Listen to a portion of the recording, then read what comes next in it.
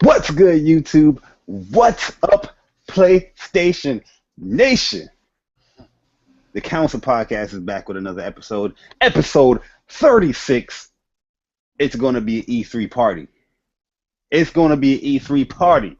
Because we have a lot to celebrate this week. This was a great week for gamers overall. And it was even a better week for PlayStation gamers. But yo, with that being said, for the first time listeners, we are a conversational podcast where we speak about the games that we are playing throughout the week. Because at the end of the day, we are gamers that play games.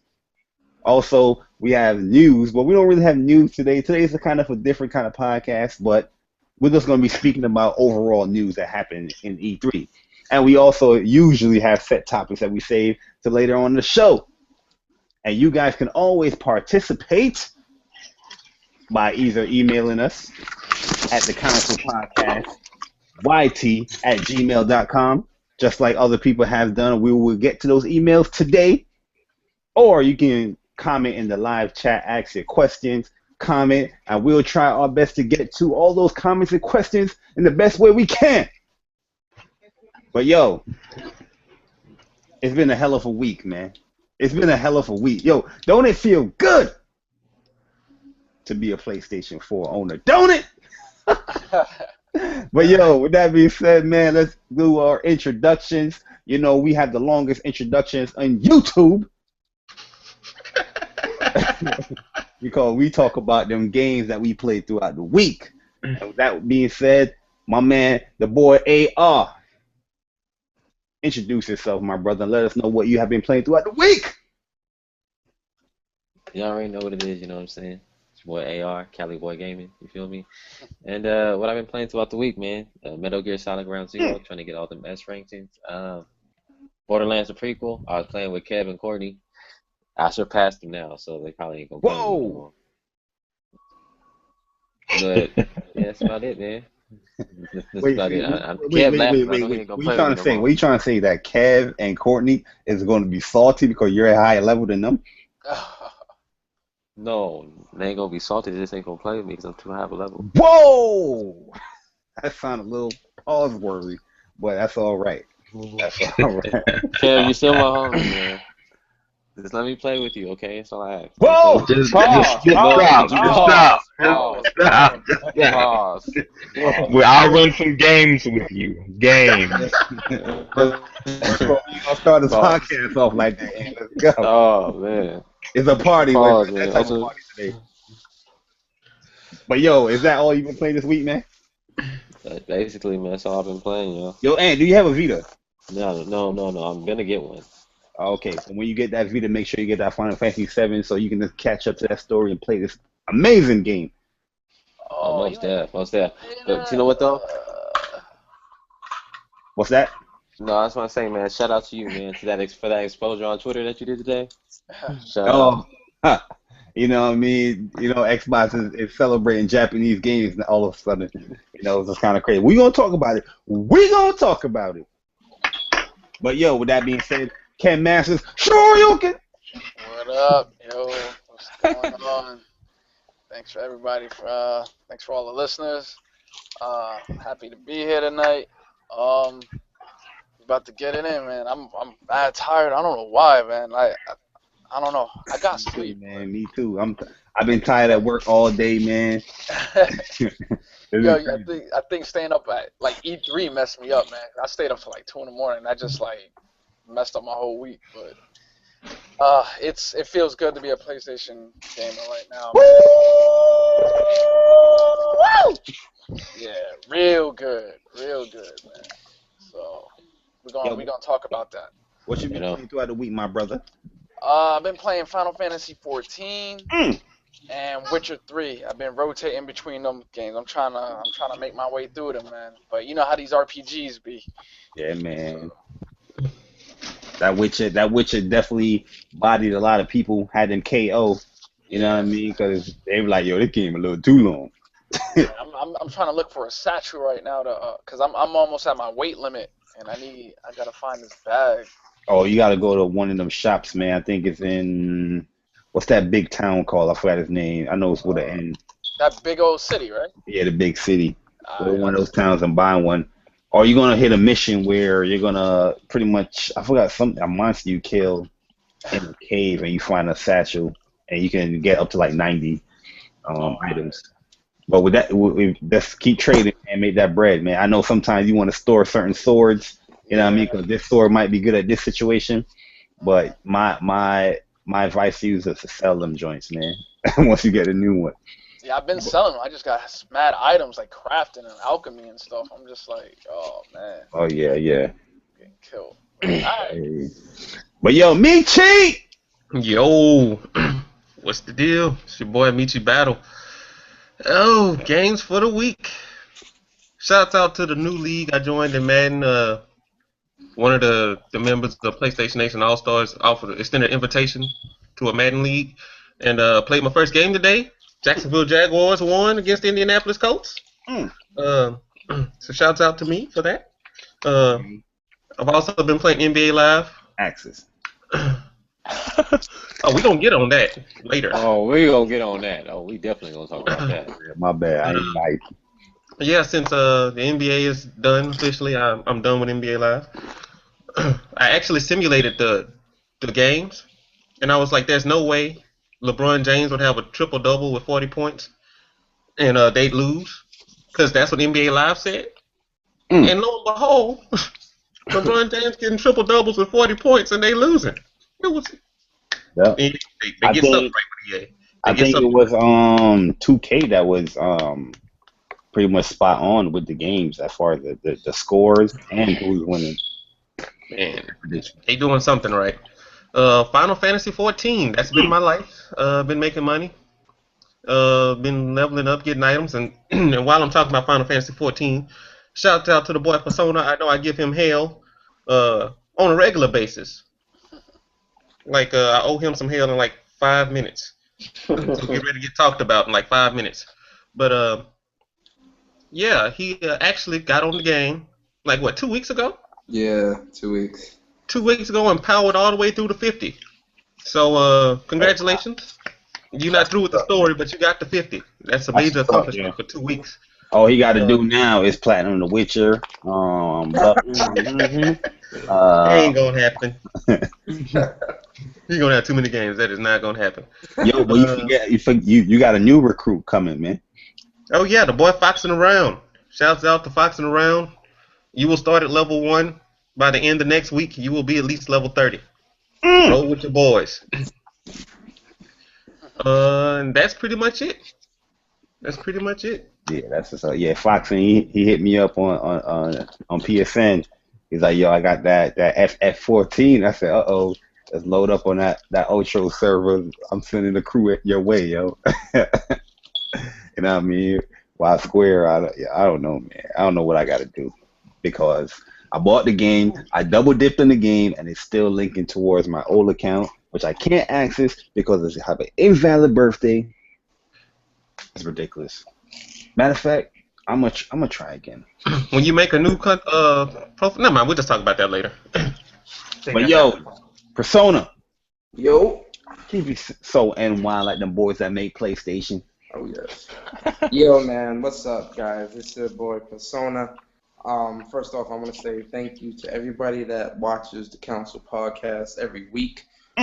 We as a council, we appreciate your support. We love you guys. You guys are amazing. And, the guys that support us and listen to our thoughts, we thank you. Whoa. That's a little too deep, man. I don't even know these guys that watch. Shut up. You love them. Shut up. You know what I mean, dude. Get out of here. Yeah, man. But also shout out to the people that came and watched my Ubisoft podcast coverage after show. So I definitely do appreciate that. For me, the only game I've been playing for the past 2.5 weeks has been Final Fantasy 14. Final Fantasy 14 is life. Heaven's Sword is life.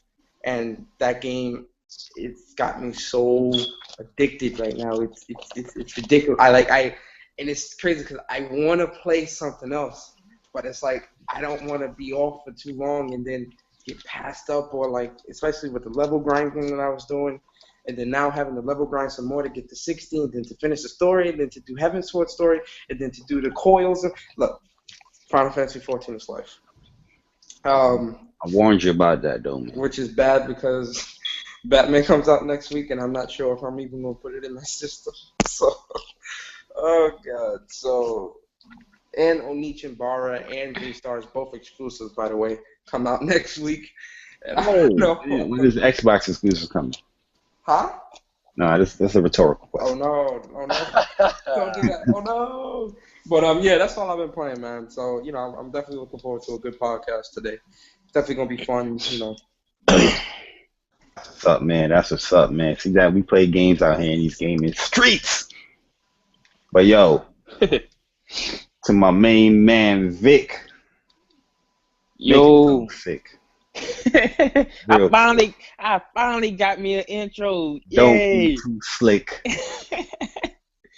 But yeah, it's Vic, aka Horizon, aka One Chain. Man, what I've been playing? I just been playing Dragon Ball Z Xenoverse, the DLC. They increased the level cap to 90 at 85. The parallel quests are hard. Me and Michy can vouch for that. Super Saiyan God Goku and Vegeta is overpowered, and yeah, that's it. Damn, level 90. Level 90. Damn, so I gotta level up like 10 more levels. Yeah, man. That's ridiculous. But yeah, man, I definitely need to get back into that and see how those Super Saiyan God characters are. Yeah. I missed that game a little bit. I missed that game, man. But yo, man, I know you a happy guy right now, man. Well, we gonna talk about it. Oh, we gonna talk about it. But yo, Mr. Official.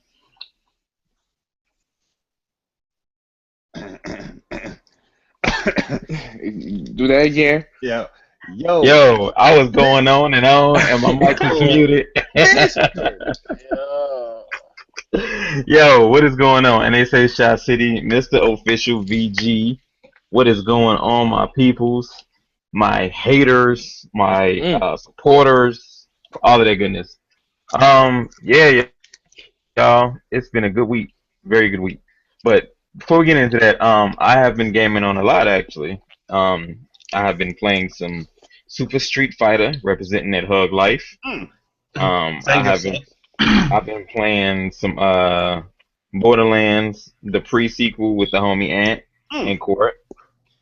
I've actually even been playing my Xbox One. I played a little bit of the Gears beta, and I played a little bit of the Forza Horizon. What's that? The Fast and Furious pack. I was actually enjoying that, surprisingly enough. But not enjoying that Gears of War beta so much. I don't really like the controls on that, but that's another conversation. Oh no! Yeah, I was complaining a lot. Damn, the hate. Fort and Wayne, they already know. They hate. But yeah, that's pretty much all, man. Oh yeah, and I'm close to 800 subs, man. So yeah, if you haven't subbed to my channel, tell a friend to sub to my channel. I'm at 792, 8 more subs, and we at 800. Yo, my man Kev need 8 more subs. Y'all better sub to this guy right quick so the PlayStation Nation shall be televised. Oh, can be televised, not shall, but can be televised. Broadcasted. Oh yeah, that guy. Oh, the PlayStation Nation shall be broadcasted. Who the hell says that? You gotta be real. That dude Gazzy, he was complaining. You gotta be a real square. A real lane to be like, PlayStation shall be broadcasted. But yo, with that, Mr. Official VG. Yeah, man, you breaking up, but yeah, that's it, man. Let's focus on the more positive, man. We got a lot of positive news. Oh yeah, you know, I break up a little bit. Hold on, it happens every week. But yo, let me tell you what I've been playing real quick, so we can talk about this E3 stuff. Right now I've been heavily playing Final Fantasy X, trying to get to the first battle, Seymour, beat him, get him out of the way, then so I can lead towards Batman real quick. Because I know once I get over that hump with beating Seymour, I know it's going to be a little bit smooth sailing until I go into that ship where I got to fight the dragon to save Yuna. That's when that battle gets a little bit more difficult. And then it's going to be another little smooth sailing until I get to, Seymour again. this annoying ass. And then when I get to the whole when Yevon is taking over the Aeons, that's gonna be a hell of a battle. But I'm way far away from that right now. But yeah, man, playing a lot of Final Fantasy 10. Also, I dibble and dabble back onto Street Fighter, just getting a little practice mode in with the fight sticks. Seeing the latency, it definitely feels a lot better playing the game. So yeah, man, I'll be getting on that a little bit more. Probably do a little Twitch stream of me practicing with Elena and getting all that stuff online, ranked matches and all that good stuff. Also, yeah, I know I beat The Witcher this past week. Beat The Witcher. Great game, hell of a game, man. The Witcher is a wonderful game. If you guys are playing The Witcher, just fight through it. Play that game. It's very enjoyable. I enjoyed every moment of that game, man. Just soak that game up, and it's just gonna be a hell of a ride, man. But The Witcher is probably one of the best games I played this year. But nothing has topped Bloodborne so far. We'll see with Batman. Nothing touched Bloodborne so far. Also, I've been playing Halo Master Chief Collection. Still trying to tackle that game. I'm on Halo 2 right now, close to the end. Just want to complete the Halo Master Chief Collection to see all the hype is for the whole Halo 5 stuff. But right now, Halo, I can see is a good game. Halos are good games, but I define Master Chief as a boring character. You know what I'm saying? There's nothing really too much towards him so far. You know what? What it is, at least for me, I never found like the Halo campaigns to be like all that interesting and really well. It has some moments here and there, like in part 2 and 4 for me. Yeah. But Halo is just one of those games to me. I think is more intriguing and interesting when you playing with friends. Every time I played Halo, like as far as the campaigns, I always played it with friends. Like it'd be a group of 4 of us on the same TV. You know what I'm saying? Doing split screen and doing it that way. That's what made Halo enjoyable to me. Just playing it by yourself is, I don't know, boring, but that's me. Yeah. I agree with that as well. I mean, like, I'm not saying I'm not enjoying the story. It's very interesting. It's just I define Master Chief as kind of a dull. He does have his moments, but he's a very dull type of character. I don't know with Halo 3. I don't know with 4 that picks up, but not saying that it's a bad game and that, but I define the character a little dull. Also, I tried to play Gears of War beta. They gave me the activation. They gave me the code, the beta code. I downloaded it. The activation code came in. And then I seen another one come in where they gave me another beta code and another activation code. So I went to redeem the first one. It's telling me that code has already been used and all that stuff, and I already gave away the second ones and all that stuff, and that code's no. So I can't even play the damn game. You know what I'm saying? I've been trying to hit up kept that code. Yeah, I know I should have kept it, man. But I'm trying to figure out. I'm trying to hit up Rob Ferguson. I'm trying to hit up the Gears forums where they are bodying that game in the forums. I'm kind of surprised. I think they got like some Sony fans boys in there, something, man, because they are bodying that forum. They saying the game ain't got there's a whole bunch of issues. Well, I'm in the beta. Gears? So, yeah. I'm taking out the active reload. Yeah, and they saying there's no sound in the game. They're saying something is wrong with the gun where there's no damage being. So it's something technical that can be fixed. Yeah. That's gonna be fixed. I thought people didn't. I thought it was something else. Like. Yeah, you had people in there saying it should be free to play. Yeah, I just don't. I'm trying to play it, but I don't like a lot of things about it. Like it doesn't feel like as fluent as like when you taking cover on Uncharted or something. Like I don't like the cover system, me personally, and I don't like the weighty controls. It's more heavier than Killzone. Oh wow! I mean, I'm definitely gonna pick it up. I'm definitely gonna pick it up in August because, like I said, I'm not that experienced in Gears. I only played a few times with a couple of friends, you know what I mean? But I haven't really dived into the game like that. So I'm definitely looking forward to dive into it, the single player experience and all that stuff, and hopefully see what the online is. But I hear the online is a little cheap when it comes to Gears. Everybody's running around with shotguns and they do the little rolls and all that stuff. So I want to experience the game myself, but I can't, man, so far. So I gotta wait till August. But yo, man, let's get into this whole E3 wrap up because this was a hell of a week. If you were a gamer and you just enjoy games overall, this was a great week for you. You know, when coming from all these conferences, you know, but I'm pretty sure, you know, we kind of lean to the Sony side, and I think Sony definitely bodied the whole week, in my opinion, personally. But yo, before we get to the whole Sony thing, let's talk about Bethesda, man.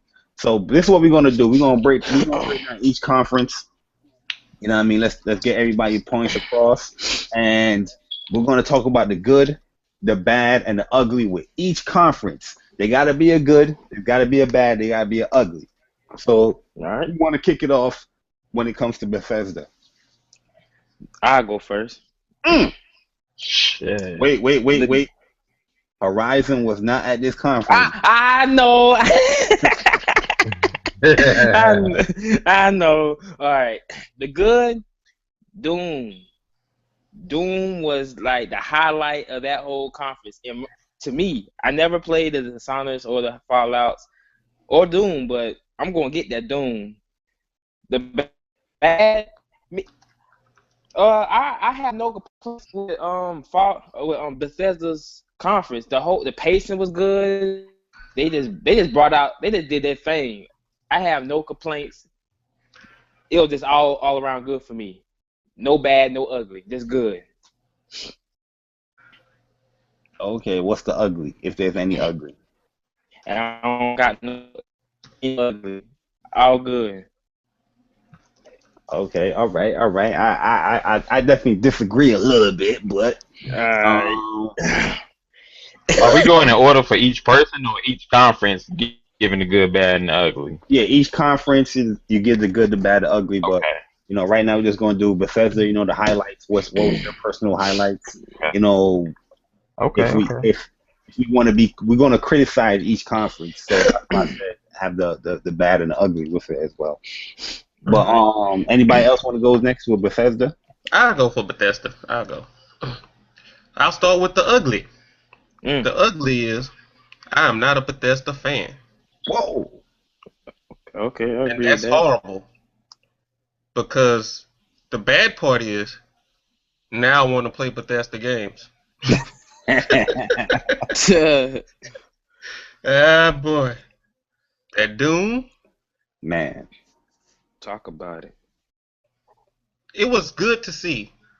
It's funny how I put all those words in there, but it was just really good to see a game that I grew up with that was slightly gory. You had the little pixelated blood and the funny faces. It was good to see that and think back to the first time I played Doom, and then to see it there with the way the just evolution of Doom. That was amazing. And I don't even care about the rest of the conference of the Bethesda stuff. They showed some awesome stuff. Don't get it twisted. They showed some awesomeness. Fallout Shelter, good job. Oh yeah, word up. And Fallout by every means is looking great. It looks like it's gonna give the Forge mode and Halo a run for its money if they still have it. But that Doom, it hit like a soft spot in my heart because that was one of my first PC games, and I saw that and I was like, whoa! I remember Wolfenstein, Doom, and then I see that. Tears. Splitting people open, ripping arms off, beating people with them. That's what I was thinking in my head the whole time I'm playing anyway, even though it wasn't happening. And now I can do it. Good job, Bethesda. Pulled his leg, made him do a split, then flipped his leg into his mouth. Yeah. That was great. I lost my mind when he did that. I'm telling you, everybody's dreamed of doing that on a video game. They actually made it happen. Yeah, and the thing is too, with Doom, the online sounds good. You can create your own maps. Yeah. It's a lot of stuff there. They're adding into that stuff, was pretty awesome. Well worth $60 with that one right there. Yeah, I'm done. But yo, let me do this real quick before I get Ken and Mr. Official because I know you guys is gonna go in a little bit, but yo, the ugly. I'm gonna go with the ugly first. Where the hell I is knew my it. Doom I beta? knew it. I knew it. You mentioned nothing about this beta, which kind of pissed me off because even though I really enjoyed Wolfenstein, probably one of the best first-person shooters of last year, I really enjoyed that game. Um, they didn't announce anything when it came to the beta because when that game came out, they said you're gonna guarantee a copy of the Doom beta, and no mention of that beta was on that conference. That kind of ticked me off a little bit. The bad was that fake Yu-Gi-Oh card game where they try to use with Elder Scrolls or whatever it was. I was just like, get out of here with that. Nobody trying to play that. Only a nerd or a geek gonna play that. Get out Oh, get out of here, man. Only Yu-Gi-Oh card games I play, and I might play that 3 one. That Gwent. That joint was kind of cool. But the good, there's a lot of goods, man. But Dishonored 2, man, that's looking sweet. And now you can play as 2 players. You can play as Emily and Corvo. That is looking real good. I'm definitely liking that. Fallout. I'm just gonna leave Fallout to Ken. But I think everybody had the general consensus that Fallout is gonna be amazing this year. And yeah, like everybody said, Doom, man, Doom was looking real good. What's the other game they showed? Oh, and a little surprise, the Fallout Shelter. Shout out to iOS, you know what I'm saying? iPhone Life. iPhone 1.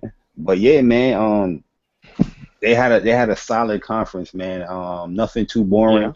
The flow was Can I great. give my piece next, please? Yeah, you can give your piece right now. Go ahead. Oh, cool. Yo, it's Persona. The good is that I never played Fallout before. I know you're a casual or whatever.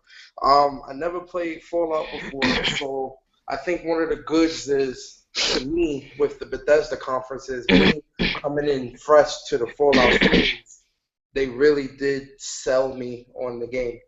They really did captured my attention. They captured my interest. I am genuinely interested in Fallout 4. I'm like, yo, I can't wait to play that because I'm just like, yo, like, and I'm saying to myself when I was watching the gameplay, how did I pass this game up?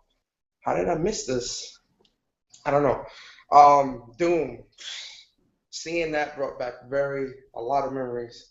So I'm really, really excited for Doom. Really excited for that game. That game's really gonna be awesome. That's day one. The ugly, that's Dishonored. That's the ugly to me. Like, I don't know. I never was a fan of Dishonored 1. I just didn't. I don't know. It just didn't speak to me.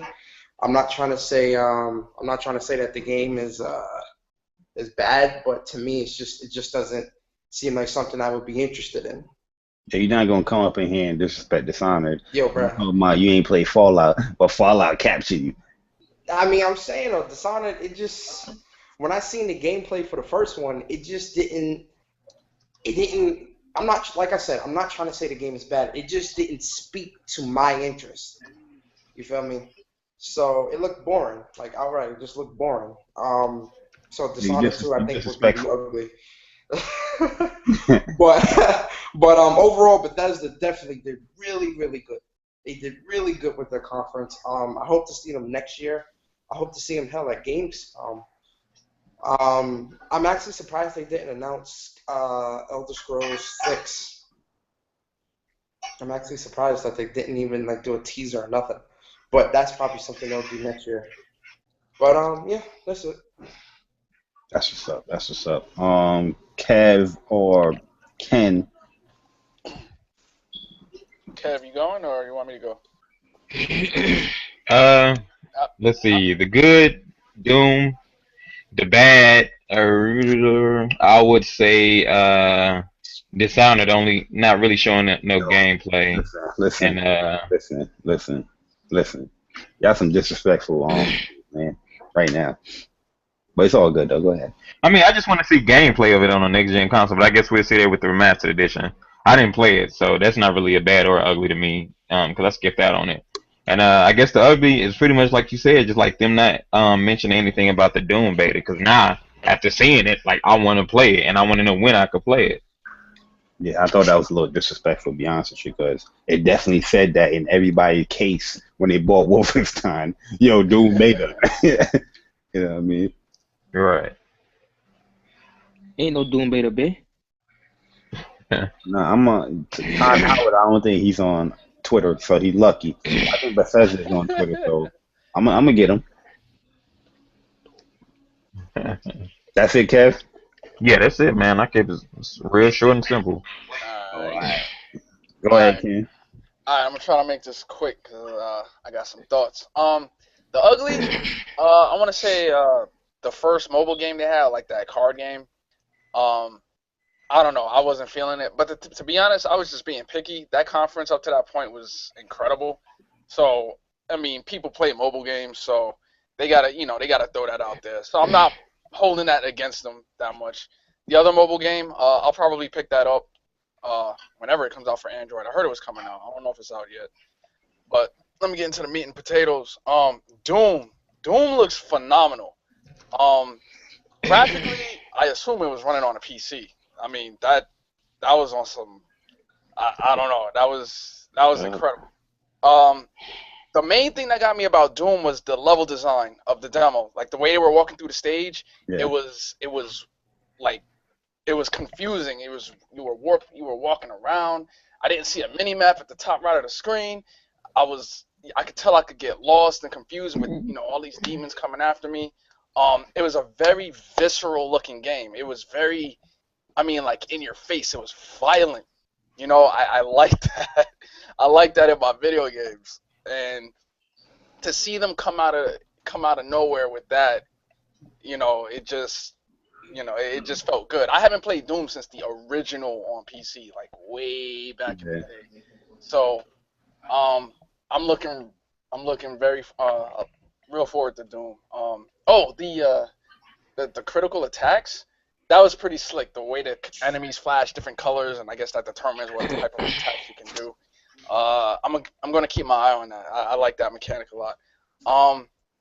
Dishonored, I would say that's the bad. I wasn't feeling that much. I never played the first one. The trailer was all CG. I'm not knocking them for that. I don't know. It didn't grab me. But perhaps I'll change my mind when I see more of the game. Fallout 4. I was big Fallout fan. I started with 3, beat it twice. I had Vegas. Pause. Had Vegas. Didn't beat Vegas, but I made it to the final part, so I know a thing or two about the newer Fallouts. This new Fallout, customization of armor, customization of weapons. Yes, that put that game over the top. I mean, I don't even know. I don't even know where to start with that game. Fallout, it is so immersive. That series. Quick question though. Oh, go ahead. Fallout 4 Mm-hmm. or Tomb Raider, November 10th. Which one? Fallout 4. Whoa! That's not even a question. That's not even a question, man. Fallout 4 is gonna just. You picked Fallout 4 because you can't play Tomb Raider because it's Xbox exclusive. I know. It's time. It's time. It's time. I know. I'll get into why.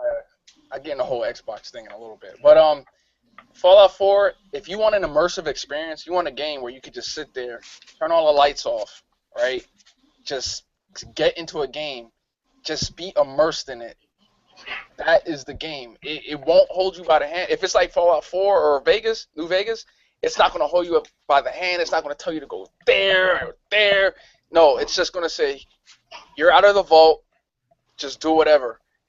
And I can't speak enough good things about Fallout 4. I will get that day one. I reserved the Pip-Boy edition as soon as that was announced, and I'm waiting for that. I can't wait to talk about Fallout 4 with. So you liking the protagonist dialogue? now? Like he got some dialogue? Yeah. When I saw it, it almost reminded me of Mass Effect, the way the camera angles like went into the dialogue and stuff like that. I gotta watch it again to see to refresh my mind. But if it's the same as 3 in New Vegas, you can kill NPCs, so you got to be careful, messing around, shooting guns and stuff like that.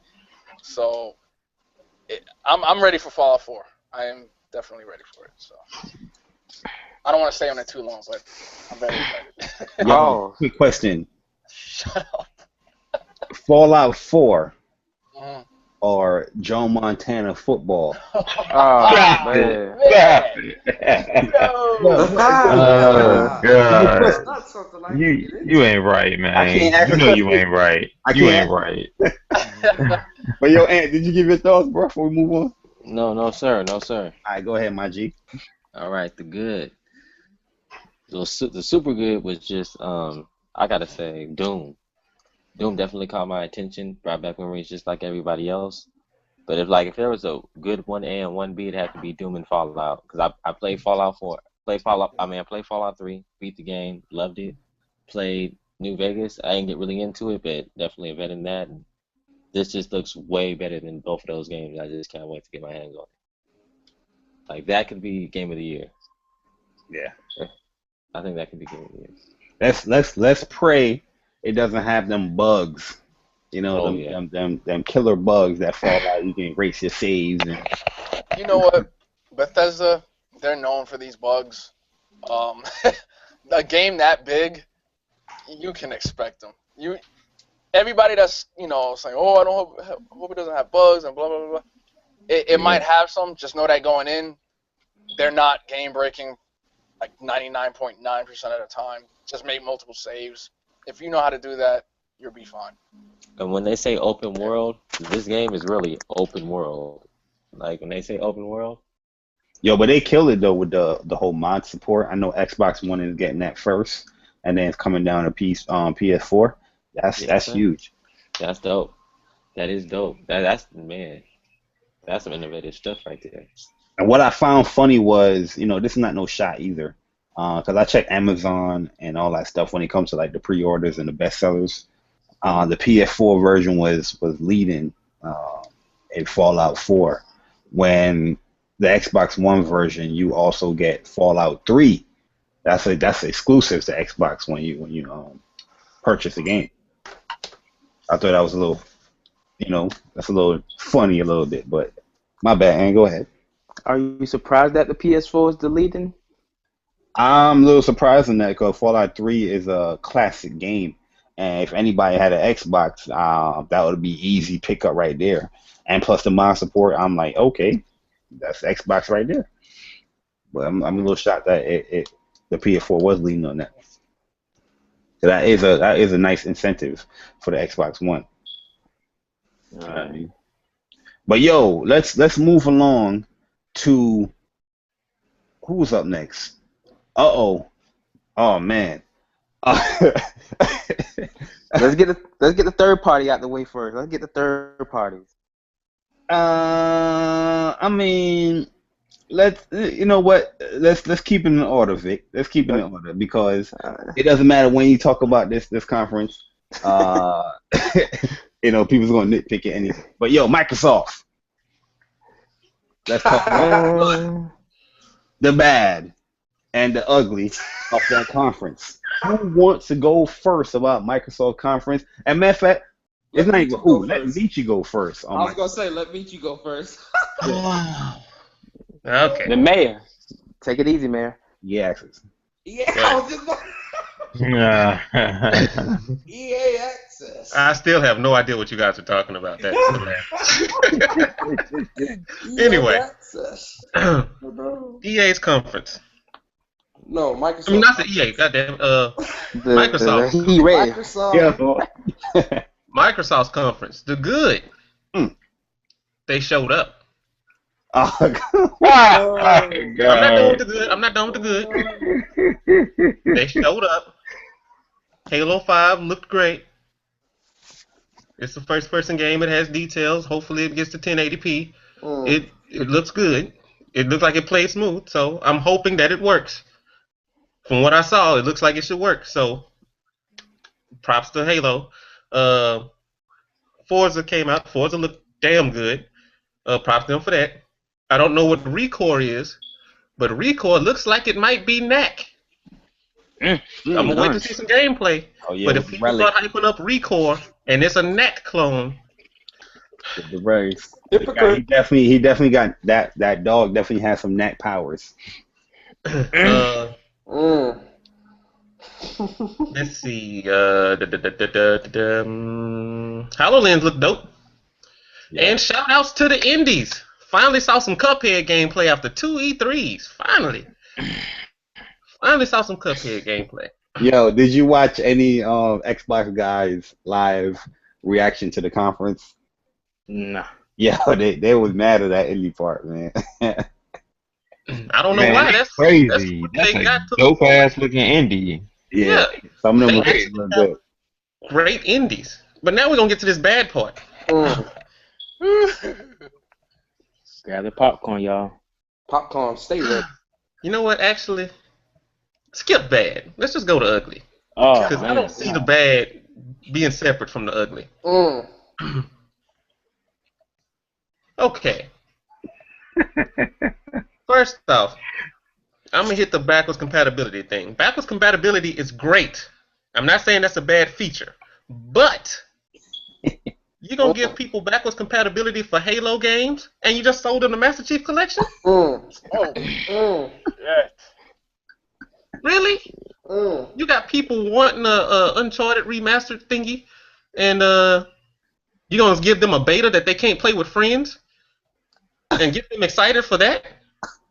But the Gears is coming on the backwards compatibility? What's wrong with you? Anyway, backwards compatibility. The only problem with backwards compatibility, because it's a good thing, the only problem with it is you don't know what's going to be backwards compatible. For those games that aren't first-party games, like, let's say, with the Xbox, you had Def Jam Fight for New York. We've been waiting for that to be backwards compatible forever, right? Everybody wanted to play Def Jam Fight for New York last gen. Never came. So if you have a game like that on Xbox that you want to play that ain't first party, chances are you might not get it. So temper your backwards compatibility expectations. Yo, I find it funny that a lot of people is dissing remasters and stuff like that and saying that they don't buy those next gen consoles, play old games. Well, all today, while I'm lurking in these Facebook streets, hey guys, I'm playing Perfect Dark Zeros. Oh, don't worry. It's gonna get worse. It's gonna get worse because Perfect Dark sucked until it was backwards compatible. Damn. The next one, got a launch title for Rare Replay. Those of you hyping up the Rare Replay, I know y'all not happy to play the original Battletoads when you can do that for free already. Well, don't be talking about getting charged to play games. You getting the Nintendo version of Battletoads? To be fair, they only paying $1 for each game. I don't care what they paying for the Nintendo version of Battletoads. I can run that on my cell phone right now with a controller. But it's up-res, though. We don't care about resolution, but it's up-res. Everything on Xbox One is up-res. So what? That dynamic resolution. Y'all killing me, man. The Rare collection, good. I just hope in that rare replay, I really hope they have the Nintendo 64 version of Conker's Bad Fur Day. Before Misha continue, I'm just gonna leave a disclaimer out here. We are gonna be critical on every conference, man. It's not just Microsoft, but you know what I mean. We're gonna keep it 100. You know what I mean? PlayStation Nation should be televised. Now continue to talk about Microsoft. My Can I go next? third ugly is the one that nobody talked about the whole time. Go ahead. EA Access. EA Access. You guys swept EA Access under the rug. You thought people didn't know it. You got a week free of EA Access. Who's talked about it? Anybody? Anybody been talking about EA Access this week? It's free. Nope. They got all that library free this week. Who's mentioned it? Nobody. They'd rather play Xbox 360 games like Geometry Wars than to play the EA games for free this week. All of them, except for Battlefield Hardline. Let that sink in. If you'd rather play Geometry Wars than EA's library, that's crazy. But shouts out to Titanfall for finally getting in the vault, because it was supposed to be out the vault. Like, they were supposed to not let it be available. But maybe that's going to be the draw to get people to get EA access. And that's a little sign of desperation, but that's neither here nor there. Congratulations on finally getting Dragon Age, so now people can finally play it. God damn. And my last ugly, and this is my last one, I promise I'm done. EA for me is a conference where you look to see what's going to be the future of the console. But they spent more time covering stuff that was covered in previous E3s than showing us what the future held. HoloLens is cool. They showed us like the indies that they've been showing for forever. And they got the new Rare game, the free-to-play, and Recore. But I didn't really see the future of Microsoft. If that's the future of Microsoft, of the Xbox One, that's not too promising for me. But they went to the past. They brought back Halo. They brought up Forza. We knew we were getting some Rare. EA Access been around forever. Titanfall was damn near a launch title. I want to go next. Yeah, they just brought up a lot of stuff from the past. And backwards compatibility. That's way back in the past. So yeah, I'm done. Alright. Can I go real quick? Mine's will be quick because I'm not gonna be as long-winded or whatever. I just wanna point out something that I saw at Microsoft's conference that differed from Sony's conference and from the other conferences. With Microsoft's conference, first off, I want to say that their conference was actually good. I did enjoy the conference. It was good. I liked it. But kind of like piggyback off of what Michy said. When I was looking at the games that they were announcing and like showing off, it was stuff that we already saw. You know, you know what to expect from Halo. You know what to expect from Gears. Like these type of games, you know what to expect from Forza, and Tomb Raider. You know what to expect. Granted, Tomb Raider looks great. Like I really do hope Xbox guys do support that game, because that looks great. That looks like a really good title. But nothing there really ensured me of their future.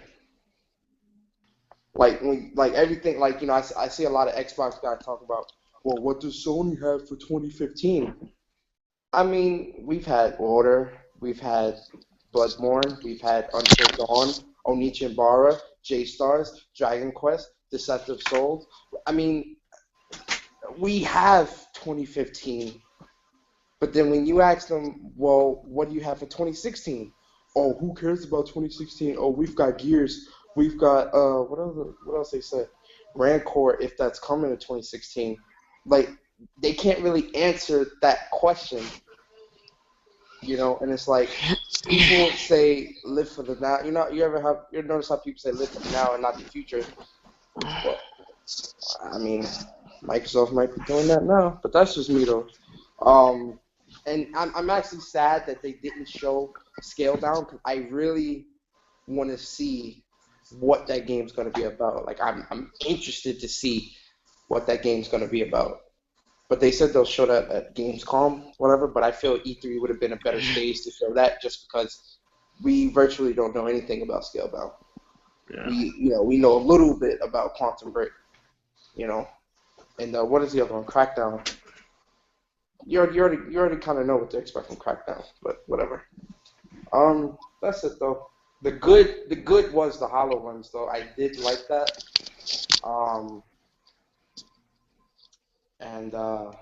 Yeah, that's it.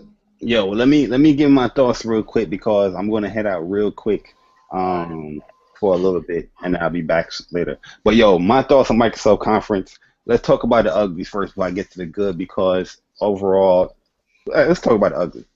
The ugly.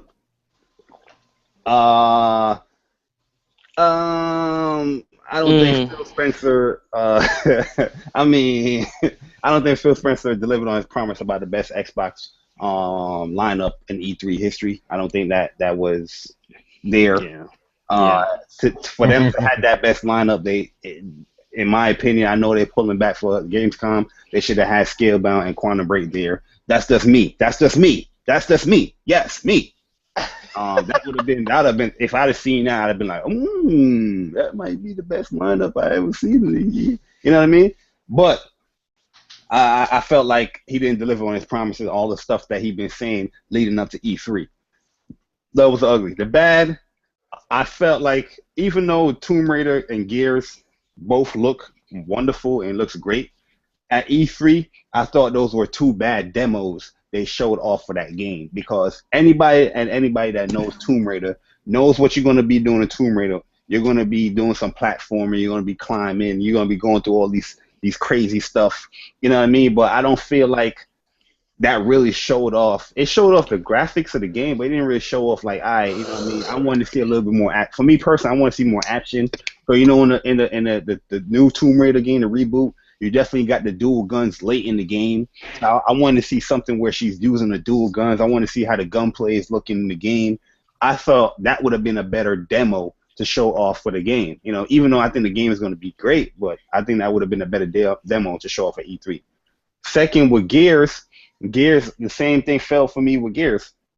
Gears looked great, but you know, everybody's coming off of Gears. They know that game can be dull when it comes to color. And then you show the darkest, vertical slice that you can muster up. I felt like they should have showed a much more action scenery and much more, a scene that has some color, some type of light in it. So I wanted to see what really this game looks like, you know what I mean? Because it looked great, but it was just like, nah, that wasn't a demo right there to sell me on the Gears. Even though I was shocked that it was shown, it was that Gears was actually there. But yeah, man, I thought that was kind of crazy. I felt like the Rare stuff was a little whack in my opinion. That was a little disappointing. I'm not really into that little game. That Sea of Thieves, that didn't look too compelling to me. And what else? I don't want to bash it too much, so I'm going to keep it moving on to the good, because I know people is slamming their keyboards right now. It's like, what? But yo, the good. I felt like Microsoft had a very strong performance. They was very, on point when it came to their conference. It was very structured. They know what they wanted to let people know, that the holiday season is going to be great for you guys. I think I agree with Persona too much, because I think HoloLens did kind of show the future of what Microsoft is possible to do with certain games with their console, and plus the backwards compatibility. Even though it's kind of limited right now, it's a little sparse right now. It is a great feature to have.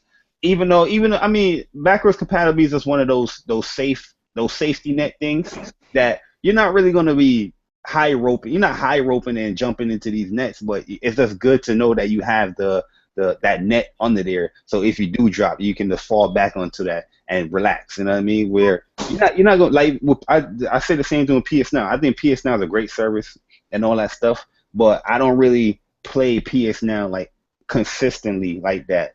You know what I mean? Because I'm playing the newer games. But I do think that Sony needs to answer. So would you say you're more of you look more to the future when it comes to gaming? I mean, yeah. I mean, you're gonna play the newer games before you play the older games. You know what I mean? Like, you're gonna play the older game one day and we just casually, you know what? Let me play this game. But it's good to have that comfort that you can say that I don't have to hook up my 360. You know what I mean? I can just pop in the game in the Xbox One. You know what I mean? And I think that's dope that they did add that you can put the disc in as well. You know what I mean? That's beast right there, for their backwards compatibility.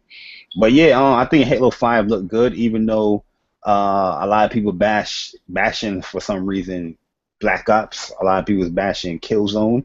But when I looked at that game, I got a feeling that that's the mixture of what I'm getting. it's those two games. You know what I mean? Into Halo, but and Destiny. A lot of people bashing Destiny, but Halo's looking a lot like a Titan when it with Halo. But nah, I'm not taking nothing away from Microsoft conference. Microsoft got a very solid performance from me. I feel like their conference was pretty good. And yeah, it made me realize like, yo, I got an Xbox One. I got some games I got to look forward to this holiday season. Even though I waited a little long, I got some games to look forward to, especially in the summer too, because they got Gears. So I missed that Gears remake, which is good.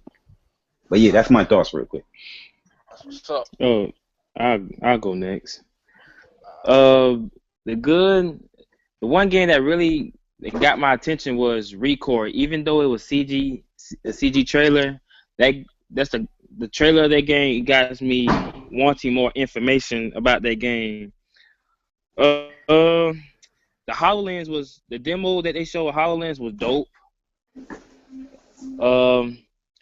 The bad, no Scalebound. I've been wanting to see this game. We don't know what this game is. All I know is Train My Pet Dragon, the video game. I don't want to know what this game is. The ugly was Rare's new IP. I mean, I'm gonna keep it all the way 100. Some of these, not all Xbox fans, but most Xbox fans been hyping up Rare like they was gonna come through E3 and to drop a bomb. And when they showed their new IP, and it looked like Fable Legends mixed with Pirates of the Caribbean. And I was like, what is this? And I know the Xbox community is not gonna support that game. Let's keep it real. No guns. There's no guns in the game. No guns in the game. Y'all ain't gonna support that game. Let's keep it real.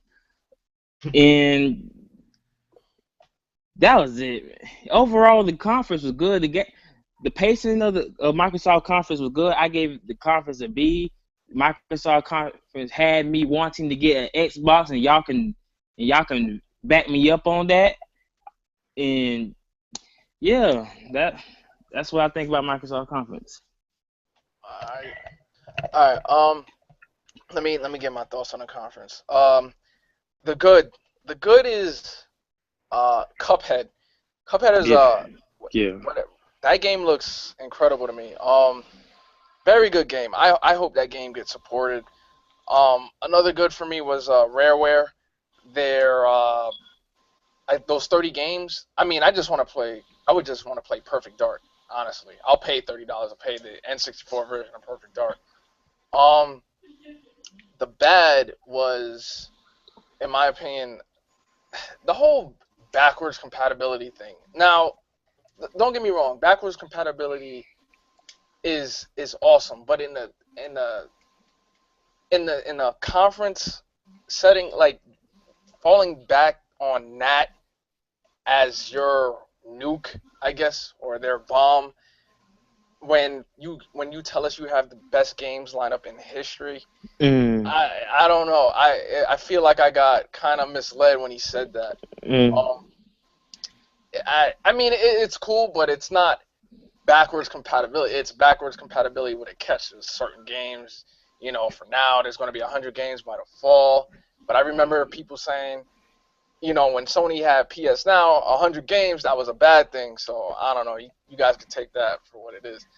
I don't want to say the ugly here. It's, I guess, the more negative. I'm not the target demographic of Microsoft. Gears, the demo, I mean, the graphics, I mean, it looks good. The gameplay, from what we've seen, it was kind of But Gears 1 was extremely fun to me, so I never played 2. I never played the others. So, I look forward to seeing people play that. Halo, graphically, it looks good, but the thing is, what does it do to the FPS genre that takes it forward? I asked myself that question, and I don't think it's doing anything. It's not pushing me. It's a really pretty FPS, but it's not, I don't know, it's not setting the world on fire to me. what other game they had? Recore. I got to see more of it. I can't even pass judgment on that game. We got to see more on that. But as far as like overall, their pacing and everything, Microsoft has always been decent at that. Oh, I forgot to say, HoloLens. HoloLens, the technology looks awesome. I want it to succeed, but I have a feeling that the way they presented it to the audiences watching was it may be a little misleading. I think when you put the HoloLens on your head, it's not going to have that type of field of view. I don't think it's going to be like that, especially from what I've been reading in tech forums and stuff like that. So, HoloLens is something I got to experience. But Microsoft is it doesn't speak to me overall. Like, those games, Gears, Halo, we knew that already. We heard about it last year. You know, guns, shooting shit. I mean, yeah. I guess best lineup in history, but I guess that's more to the. I guess the really good thing is that Microsoft they are catering to their fan base. You get what I'm saying? Like, they know their fan base, so they're giving their fan base what they want. So I give Microsoft that. They could try a little harder, you know, to diversify. They did try a little bit, but they can do more. But I guess what pays the bills now. So. Yeah, man. All right. As far as for me, the good and the bad and the ugly. Let's see. Actually, the good to me was Halo. What else? What else? Cuphead. That was really good. I'm hyped for that game. I'm looking forward to that. And even though I'm not like a big fan of it, I'm glad to see just like how graphically evolved that Gears has turned into. Like, it looked really good. I'm not a fan of like the controls and like the gameplay, so to speak, but as far as like overall presentation, I think that game looks really, really good. The bad, um, I don't know. Having old boy, what's his name, Peter Moore come on stage just to say about Titanfall coming to EA Access, I don't think that was really noteworthy. As far as like that's something they could have left after the conference for like something blog else. post. Yeah, it could have been on Major Nelson or something. Because I mean that's cool. It's a good thing, but that was just like wasting. Why would y'all waste this time to have him come on stage and do that? I don't know. It's just me. What else? The backwards compatibility, that was good and bad. The good about it is because of the simple fact of it's y'all feel that it may not been announcement worthy, but it is. You know what I'm saying? It's definitely a blow to PS Now, but the bad part is that they left out the fine print, which is it would only be for dependent upon certain developers.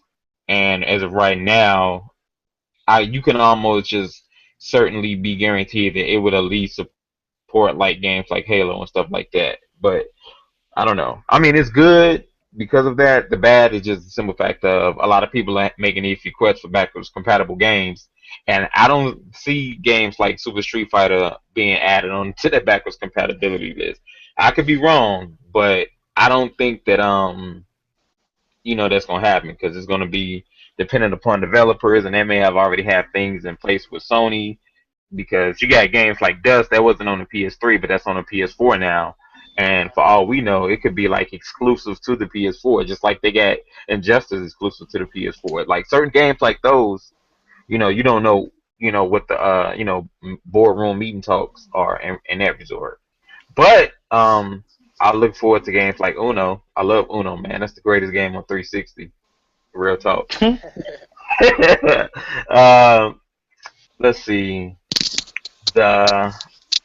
I don't really have like per se really. Oh yeah, the ugly to me, it may be nitpicky, but I'm not a fan of those like Fable type pirate games. Was rare. Not only was it just that game, because I don't care for pirates and stuff like that, but like the ugly alongside with that is the fact that Xbox fans, like I was looking at articles and they were talking about how like the next Rare game is gonna have like it was gonna be pushing tech and stuff like that, and it's like something it's like Attack from Monkey Island, like it's retarded. Yo, you You know know? what? Yeah, Rare did.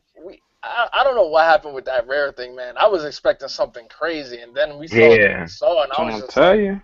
That was crazy. Like, I mean, yeah. don't get me wrong, because I like Perfect Dark. I will actually get it just for that, because I had many games in Perfect Dark. You know what I'm saying? With like setting it up with like laptop controllers only. I mean, laptop guns and stuff like that, and the bots. But I mean, I don't know. Like, I felt like they kind of like overhyped our expectations, because I was expecting more than that from Rare. I was honestly expecting a Battletoads game, because Phil Spencer back and whatever conference that was with Microsoft, they had a while ago. He had that shirt on.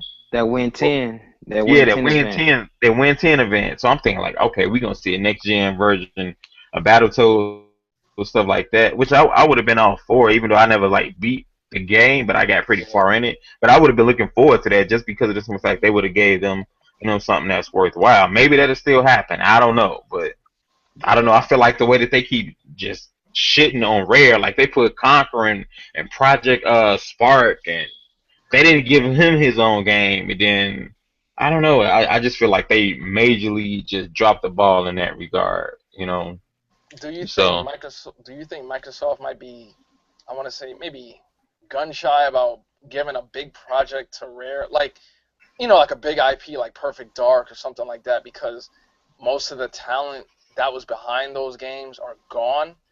I mean, because basically they're kind of Rare in name only at this point, and I I think don't know. Maybe they don't want nothing to compete with Halo. I don't know, because I mean that is their yeah, biggest franchise. I can't really say. They trying to step out of their comfort zone, though. I give them that, but not. They still playing it safe I for mean, the most part. most of the old members of Rare is working on that Kickstarter. I can't remember that game. They got funded. Ukulele. Yeah, Yeah, I found it too. that's what most of the old Rare members are working on. So I think this is just my opinion. This is not the opinion of the council or whatever. So I know I'm gonna get crucified for saying this, but I think Spencer or Microsoft, I think they're just holding that Rare name up like a doll. They just throwing it around because it has clout. That name Rareware has clout. I don't think the people that did those games back in the day, they're not there. They're just using these names to get people talking about it.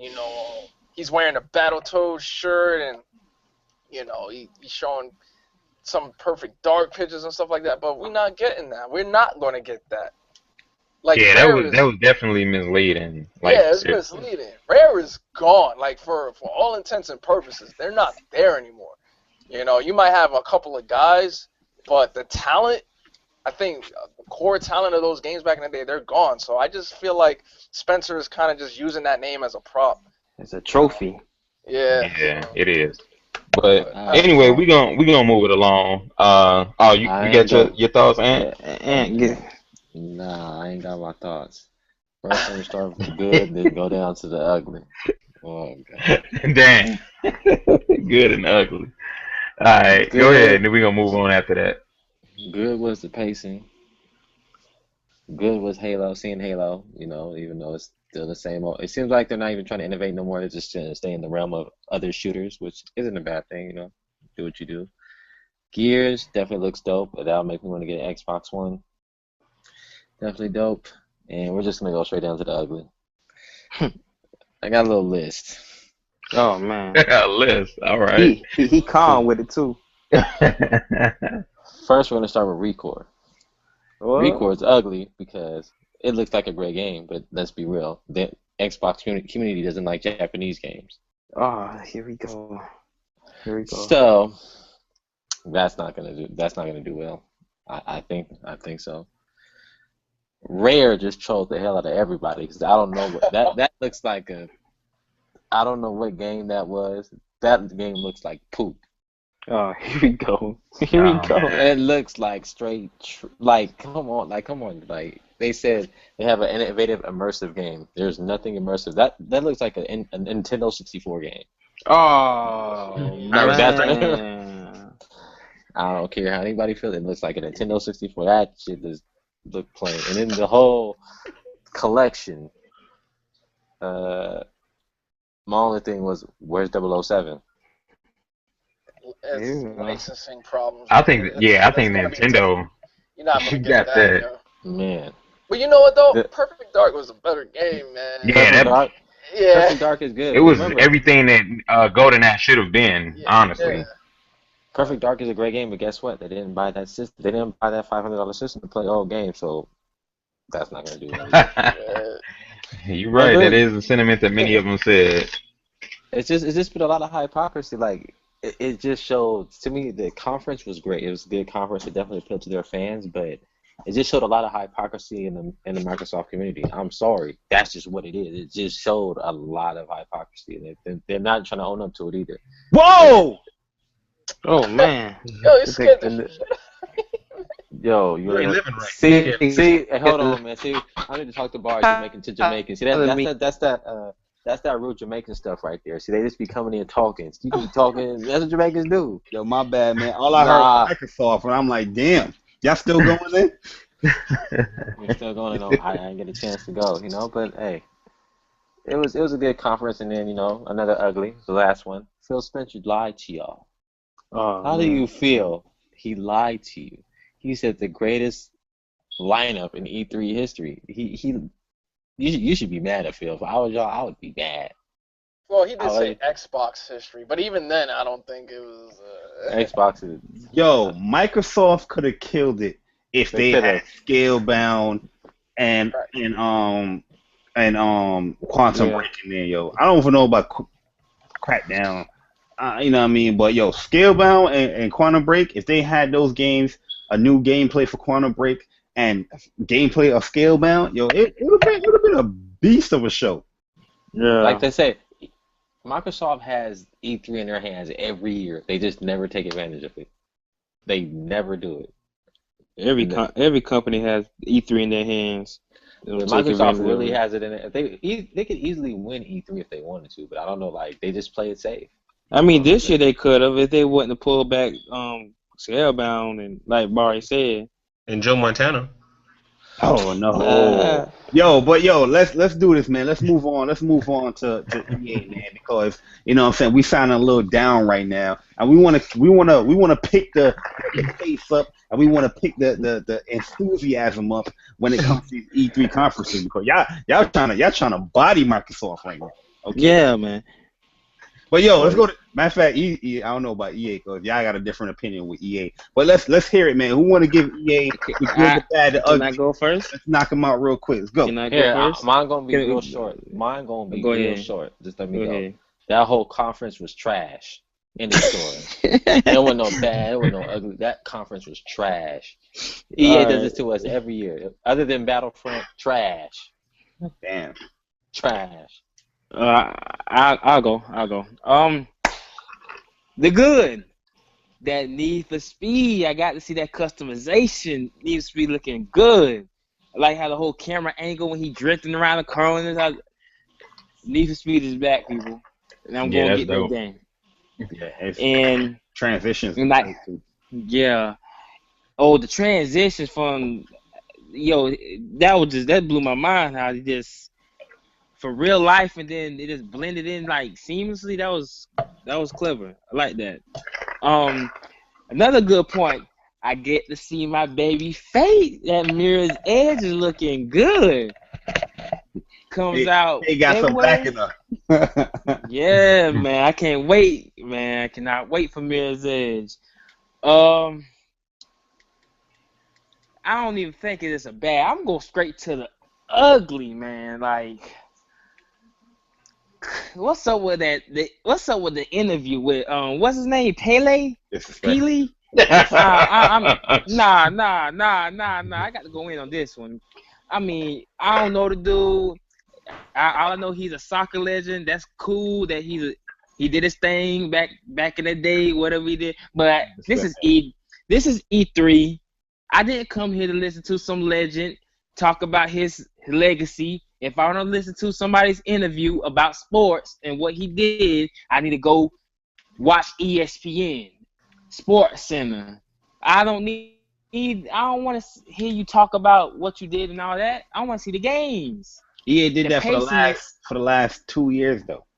The pacing was horrible. Horrible. I mean, they started off the conference on a good note. Mass Effect. I forgot about Mass Effect. They started off with Mass Effect, then hit it with Need for Speed and Mirror's Edge, and then they went into Plants vs. Zombies. That junk was trash. Then they went to the interview. That just killed the whole conference, in my opinion.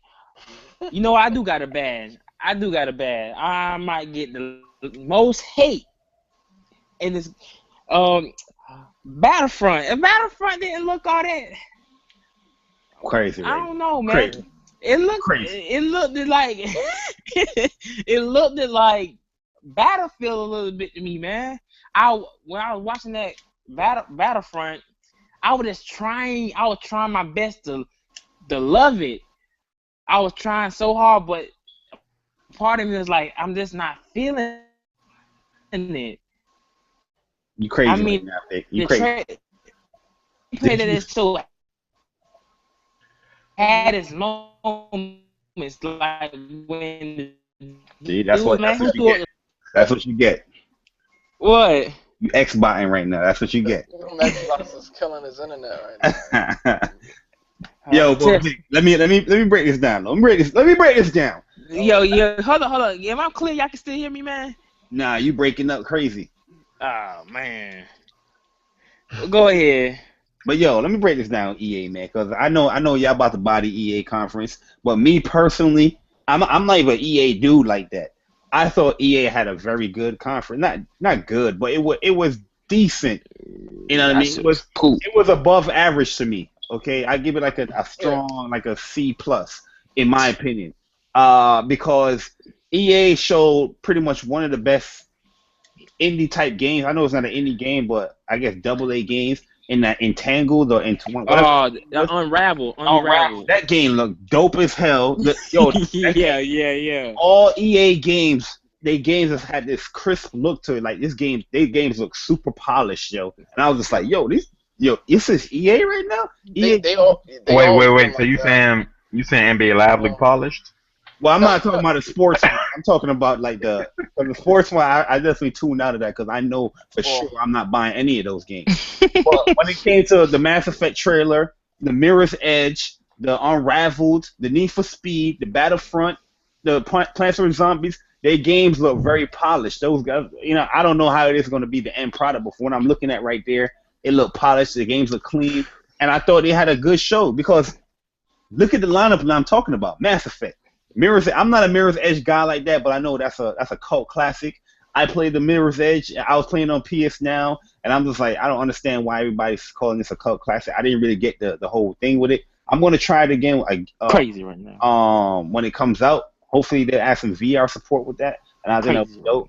But they show Mass Effect, Mirror's Edge, Need for Speed, Star Wars Battlefront, Unraveled, Plants vs. Zombies. I know I'm missing another game that they showed. But yo, that lineup alone is just like, damn, that's a lot of good games right there, man. And if you're into that sports stuff, you had the sports games that look the same like every year, but if you're a sports guy, you're gonna be still hyped for that stuff. You know what I mean? Outside of NBA Live. But I thought they had a pretty good conference, man. I'm not gonna bash EA. Only one conference I'm gonna bash is that's Nintendo. Oh, whoa, Lord. damn. Alright, I'm not gonna body EA. I didn't think their conference was horrible. Mass Effect 4, I'm a big Mass Effect guy. I am waiting for that. I wish I saw more. I'm mad they just teased me like that. I was like, shit, I want to see more. I want to know more. Unraveled, it's not my thing, but it looks gorgeous. Like, I can tell that is a game that it looks like it's been crafted. Yo, when I saw that game, Ken, I said DX12, yo. Yeah. it looks good. Like, it looks really good. Like, I don't know if they're using some type of filter or something like that, but it looks it looks crazy. Oh, go ahead. I said, and the guy who was talking about the game, he seemed very passionate about the game. I really liked that. He was very nervous. Yo, and he was playing it on a PS4. Yep. The whole like Pele thing. I know he is a legend. Disrespect. But that interview did go on a bit too long, man. I was just like, yo, what's going on? Because you know this these is time kids, and place for that. Yeah, these kids nowadays, these guys looking at it, this type of conference, man, they don't care about that stuff, man. So, Poop. What else was there? Mirror's Edge. I didn't play the first one. So sleeping. Yeah, I know. I'm gonna try to pick up the second one. I'm interested in it. What I didn't like, Battlefront. Talk about it. Battlefront. I don't want to. I'm not gonna rip the game apart. It does remind me a lot of Battlefield. Like I would say 80% of that demo they showed, I was just like, I mean, it's cool, but it's like, eh. Then when it went to third person, and I saw them pull out the lightsabers. I was like, oh, that's pretty cool. But I don't know if I'm gonna pick that up. I'm gonna wait and see with that. I'm not. I don't understand that whole. It looks like Battlefield. It's the people that made Battlefield. I don't expect what you expect. Okay. The game didn't stand out, man. Besides the Darth Vader. If that game did not stand out, I don't know what to tell you, bro. I don't know what to tell you. Listen, that Star Wars game looked phenomenal. I didn't want Battlefront to use Battlefield's and like not the engine. I didn't want it to just use that as like a template. Like it just seemed like they reskinned Battlefield. Like that's what it looked like to me until they went third person. You get what I'm saying? I thought it would be like its own thing. But that's a pet peeve of mine. I mean, that's I'm not saying that's objectively bad. That could be good. I mean, the game looked good. But it's just not my thing. I might pick it up, if all my, you guys get it or the rest of my friends get it and they, they coax me to get it, I might pick it up. That's the thing. You're going to feel left out. Yeah. I'm going to feel left out and then I'm going to probably end up getting it. And then it's like. If you're a Star Wars fan, that's a day one buy. Yeah. If you a Star Wars fan and you saw that gameplay and you didn't get like hype for that, I don't know what to tell you. Because I've been burned by EA before, to be honest. Like recently, I've been burned by EA a lot, so I'm really. Y'all tweaking. I'm going next. I'm a tweak, man. Because when you pay $60 and you playing, it's like, yo, what the hell? Then that shit, you remember that, man. So. That look fun, B. Yeah, man. What other games they what did I leave out? I know I left out something, man. Need for Speed? No. Oh yeah. Need for Speed. Need for Speed didn't really capture me. It looked like yeah. It didn't capture me, man. I don't know. Really? Need for Speed. I know it's. I'm very jaded when it comes to that series. I've been playing it since the Hot Pursuit on PS3, Need for Speed 3. I'm looking forward to it. I'm optimistic about this Need for Speed because Need for Speed fell off after Most Wanted. Like it just, I don't know what happened. That series just turned left and just fell off a cliff or something. But I'm gonna remain optimistic. I hope it does well. I'm gonna give it a shot. That customization looked really good. The seamless transition from, I guess, the story to the customization, like that was pretty cool. That was slick. And the turning when they were drifting and the whole camera was like, whoa, like that shit was crazy. Mm-hmm. You know what I'm saying? So I look forward to that. Oh, The Ugly. I'm almost done. The Ugly is Madden. Sorry, Madden fans, but Joe Montana turned out to be a bust. So you're not gonna get any innovation. Yeah, they was tight. They said, "Damn, we gotta buy Madden." Yeah. How dare y'all hate on my Madden? Y'all need to stop right that here. sucked, man. Don't y'all hate on my Madden. Y'all wait till Kev get done. I'm gonna let all y'all have it. Alright, Kev, go ahead. Alright, look, listen here. All right. The good was, what all did they show again? Need for Speed, Mirror's Edge, and what else did I care for? Oh, Battlefront. y'all tweaking, man. Y'all gonna stop hating on my Battlefront, man. Word up. Alright? Because, for one, once I seen Luke Skywalker and Darth Vader, if you can be out there in them streets, in them Battlefront streets, and play as a Jedi with a lightsaber, it's over. Get it. Alright? Y'all better learn the ways of the Force. Stop hating. Alright? Alright. Now, the bad was NBA Live. And also, it was my bad is also good, right? That Tangled game, that was a nice looking game. It was very good. But I bet not see any of these folks who was hating on games like Little Big Planet talking about that game was dope. Especially when y'all ain't out here playing these Little Big Planet type games. Fake open-minded gamers. That's what I'm gonna call y'all. Anyway, the ugly was NBA Streets. They need to scrap. I mean NBA Live. Lord, I was thinking too far into my point. They need to scrap NBA Live. All right, scrap Madden and bring back Team Big. All right, let's get some NBA Streets. They need to just go ahead and capitalize off that instead of wasting resources and money on NBA Live and Madden. That's how I feel. And that's all. I'm keeping it short and simple. Damn. So we're gonna pretend Kev never said none of that, right? No, we're gonna pretend that I said worse than that. Okay, that even works too. First off, I have a disclaimer to make. Uh-oh.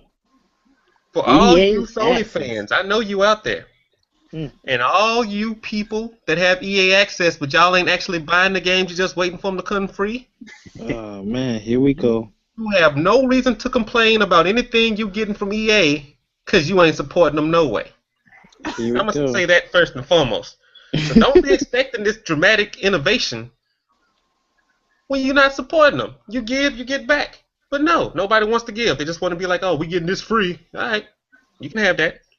That being said, y'all covered all the other games outside the sports titles. So I'm going to cover more or less the sports titles. Because, you know, I actually like them. I buy them and I play them. NBA Live, they still have the anorexic players. They all, and this is not racist, they all have the Nigerian players. You know what they look like. That's right. They have the big heads and the big shoulders and the small arms and skinny legs and all that other stuff. But the shoes look nice and the court looks nice. There's not going to be any real innovation in the EA Sports titles. But EA had the chance to do something that no other basketball game has done. They had the opportunity to put the WNBA and NBA Live. And I know y'all think that that's not much, but there's some girl gamers out there that would love to play with the female teams. Keep interest in the game. Where else can you play WNBA players? NBA Live should be all over that. Yeah, they should be all over there. But no, I need to work for EA. Madden. I love Madden to death. But buttons for different types of catches? Y'all killing the game. You are killing this game. Don't try to make what works more complicated. You don't need to do spectacular catches every catch. Stop it. You can work on stuff like better representation of the players on the bench instead of different animations for catches. You can make the uniforms tear or not repeat the same pattern of dirt. You can put more definition in the field and make the turf come up. You can do something besides alter the catches? Come on. That wasn't broken. Don't need to fix it. FIFA. Listen, I was so glad you knew something that we didn't know. They knew that Joe Montana was a mobile game. So they said, "Hey, take that out the game because we ain't got no competition." I'm just saying. That's basically what they did. FIFA. I'm proud of FIFA for putting the women in there. I would like to see more teams, but understand this: FIFA is their moneymaker, and that's my personal belief. FIFA is their moneymaker. If you look at the sales, especially on PS4, physically they sold over 6 million of them. Now, how many more you think they sell if they had women playing soccer? There's a whole untapped resource in female gamers, and nobody's catering to them in sports titles. EA, this is your thing. Stop being stupid, EA. Get the ladies involved. let some girls see that there's actually hope for the WNBA because they're in the video game, and maybe they'll stop getting off getting on the stripper poles, and they'll get in the schools and go to school and learn and go to college.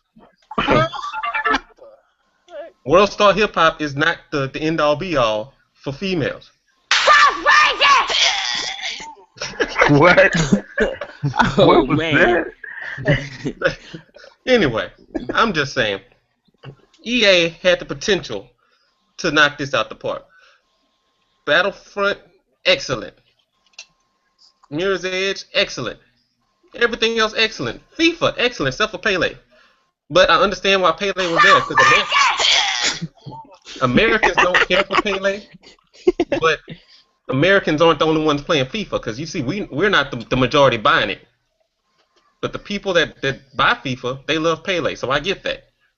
But you killed the conference with the sports titles. Stop it, EA. I love you to death. Stop it. Make the games better. Don't innovate the catches. Don't work on the shoes. I could care less about the crowd response and audience. Make your games better. Make the characters in live weigh more than 98 pounds. Make it work. I'm done. You gotta eat some food, man. But yo, let's go to Ubisoft real quick. Oh man. And then we go to emails, and then we go knock it off and have this party with this Sony conference. That's right. Ubisoft, the good, the bad, the ugly. Who wants to go? You know what? I'm gonna go real quick. Okay, go ahead. I'm gonna go real quick because this is gonna be fast. And this is something from Microsoft's conference that I missed, and I'm coming back to. Rainbow Six Siege. This game. Why are you offering the Rainbow Six Vegas 1 and 2? Do you know that when that came out with Games with Gold on Xbox 360, nobody played it? And you gonna give it back to them? Seriously? Y'all taking this backwards compatibility stuff too far. Those games looked like poop when they came with Games with Gold. That looked like dog shit. Step in some stuff and look under your shoe. That was Rainbow Six when it came to get to Games with Gold. And they gonna get it back? Is it gonna be remastered? Or is it gonna be that same poop? Anybody excited for that? Need to jump off a bridge. I'm done. I think it's a good offering, to be honest with you. If not, did you play it? Did you go back and play the Rainbow Six? I played Rainbow Six 2. When it first came out, or the one they brought back with Games of Gold? When it first came. Nah, the Games of Gold, I ain't touched all that stuff. You need to go look at it. On PS3, man. PS3. Rainbow Six on. I'll go. The good, that Ghost Recon Wild Arms, that game, I can't wait for that. What was it? Wildlands or Wild? Wildlands. That's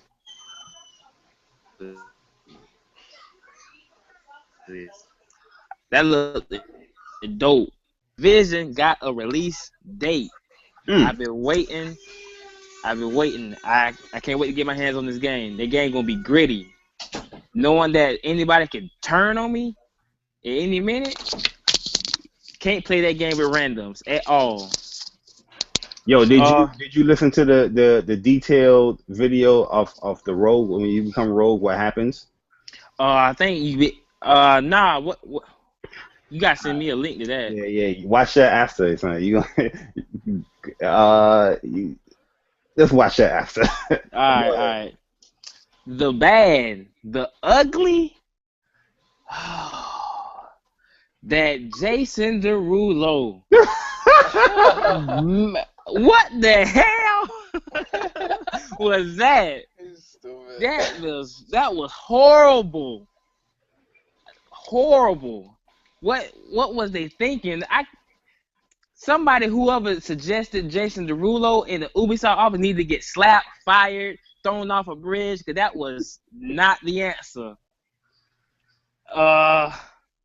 Yeah, man, that's it. Can I go next? Yeah, go ahead. Alright, it's your boy Persona. I was quiet for a minute because I was on the phone.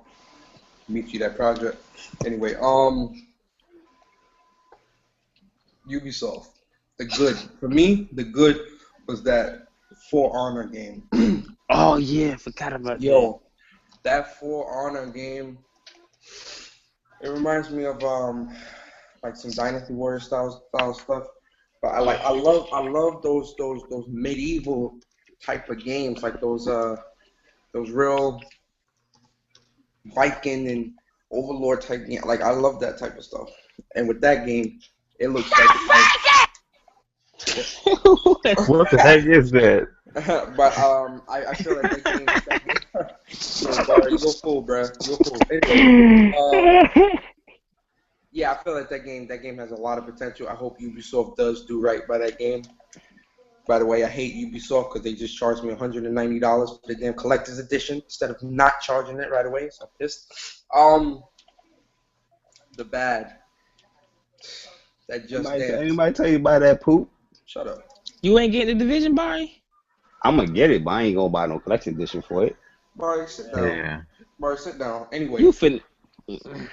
I want that watch. That watch is cool as hell. Anyway, the bad for me, I think, is that's the bad right there. That Casio watch. Bar, you a fool. Man. Shut up. Bar, shut up. You want a Casio watch?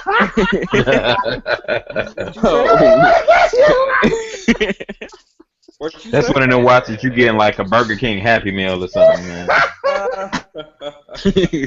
Y'all stupid, man. I ain't Nah, it's a bunch of other stuff that comes with it. I like collector's editions, man. You know I like that. That's my thing. Anyway. Y'all gotta have to mute Barry, man, because he get his joke laugh on. Yeah, who's your mic? You a fool. Bar, we about to. The bad for me, I think, is the Just Dance 2016. And the reason why I say Just Dance is because they took away the one thing that made Connect matter. Like now that you can use your phone as the sensor or the camera or whatever, it just totally eliminates the Connect. So to me, I think that's like bad. Because now Connect is really just useless now. Now it's just like a paperweight. I think the ugly is that Jason Derulo performance. I'm sorry. Like when he got on stage, I'm thinking, I hope this ain't a repeat of Usher. Because people I remember when Usher got on stage one time, he was trying to get everybody to clap and dance, and everybody in the audience was just looking like, what the hell is this? So, but with Jason Derulo, I don't know if his earpiece in his ear that lets you hear how you sound, did it work or whatever? But man, that boy need to. Yeah, that was a horrible performance. He didn't sound good at all. Nah, he need to go back to singing school or whatever they do, or auto tune or something. I don't know. I would rather for them to bring Usher back on the stage. I'm saying that, right? Because at least Usher can sing, so it's like Usher, even if it sound bad, at least he's singing good, whatever. But Jason Derulo, he better not ever show his face at the three. That performance set us back 5 years, man. Yo, I'm saying though, bro, that performance was horrible. I can't stress that enough. That was a horrible performance. Jason Derulo, if you are by some miraculous watching this, that was horrible, bro. Did you even practice? Well, we thank you for watching. If you're watching, Jason Derulo, Nah, fuck that. All right, that's it. I'm done. Yo, who's up? Who's up? Ubisoft, man. Good, the bad, the ugly. Okay. Screw it, I'll go. Oh, go ahead. Oh.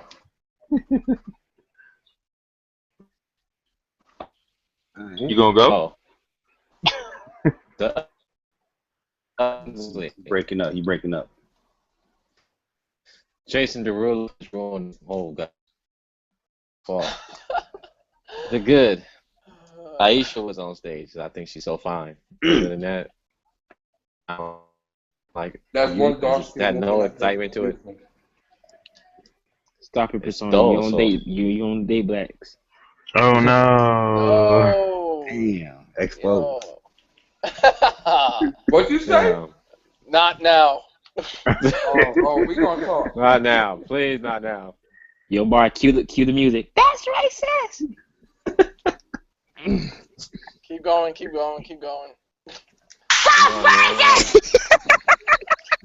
That's from Wonder Shows, and it was really wrecking my brain to figure out where that was from. Yeah. one of the shows, and that show was the shit. But anyway, continue. Oh my god. Barry, stop. Now that's it, man. That's all I got for Ubisoft. Alright, I'm taking this back on track. Ubisoft, the horrible, Derulo, he was garbage, trash, basura, whatever you want to call it, dog shit. The good, what was that car game? I keep forgetting it, man. Trackmania. Trackmania. Oh Lord. That was beast, man. That was my favorite game of the Ubisoft conference. I mean, well, yeah. Trackmania looks crazy. Really crazy. Being played on PS4. Yup, and it's VR supported. I don't know if it's For Honor looks crazy. The mechanics of the sword fighting in For Honor, I can't get enough of that. I mean, it's not like you just hit let's say like a square button and you just slash. No, man, it's like actual sword fighting, man. It's like ting, you hit swords clanging off at each other, and you got to be methodical about your moves and stuff like that. Yeah. That's what got me into that game. I want to see that. That's dope. Ken with these big words, though. Yeah.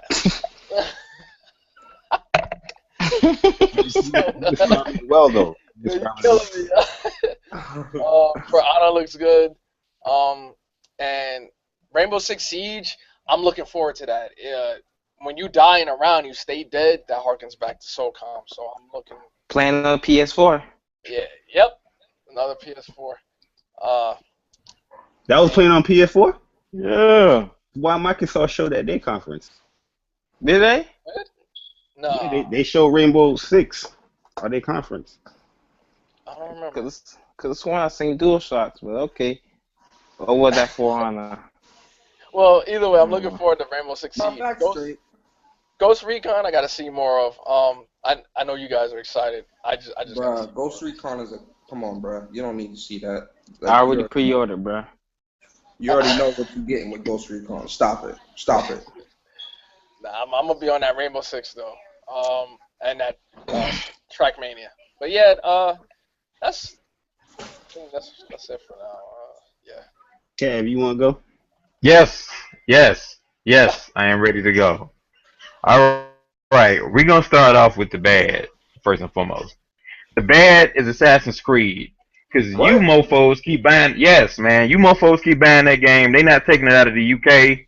They going to keep it simple. They going to play it safe. I'm tired of that game. Stop making it. Die. Alright? Yo, Kev. That's racist. That is racist. Them is fighting words, bruh. Yo, man, Assassin's Creed is poop. The most I supported was the one with that black dude, and they ain't even give you a platinum trophy for that. It's poop. Anyway, This dude.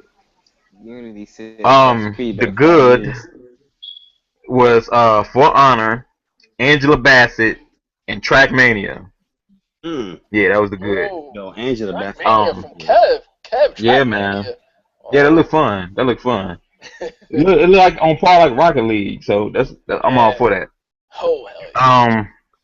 And another category that I'm gonna add in, the great, which is South Park, the fractured butt, or whatever you call it. Because if you the whole fractured butt or the fractured butthole, that's what it is, fractured butthole.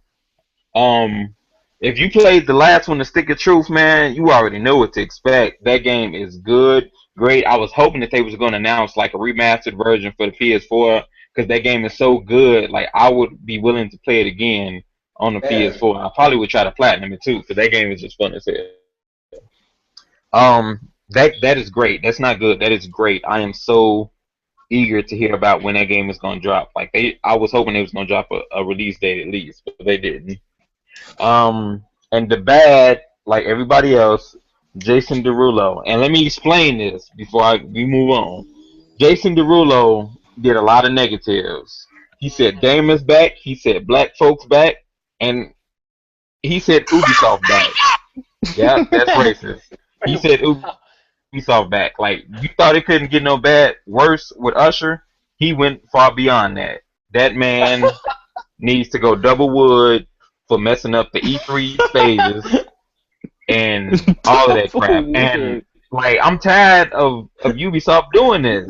Like, you already know from now on, from every Ubisoft conference, that we can expect some type of crappy music performance just so they can promote Just Dance. Why? Stop it. Please make it go away. Stop it. I'm sick of it. For real. It needs to go away, man. It needs to go away. So, yes, things that need to die, Assassin's Creed, and Jason Derulo performances at Ubisoft conferences. That's what needs to die. Yo, Assassin's Creed. Yeah. Your break. No, it needs to go. They don't need a break. It just needs to go. It needs to go poop. It needs to just transform to dust. Even though Star Wars need to die. If you talking about Assassin's Creed, yeah. Hey, yo, watch your mouth, son. You crazy? No. Assassin's Creed does not even amount to the fan base and the love that Star Wars gets. You don't even want to do that to yourself.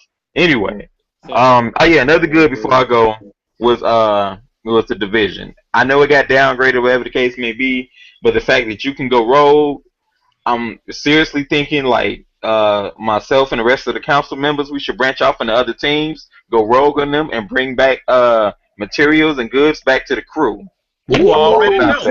I'm all about that. You see, The Savage. Let's go. Yo, it takes a Chicago dude to come up with a plan like that. Shout out to my homie Rise.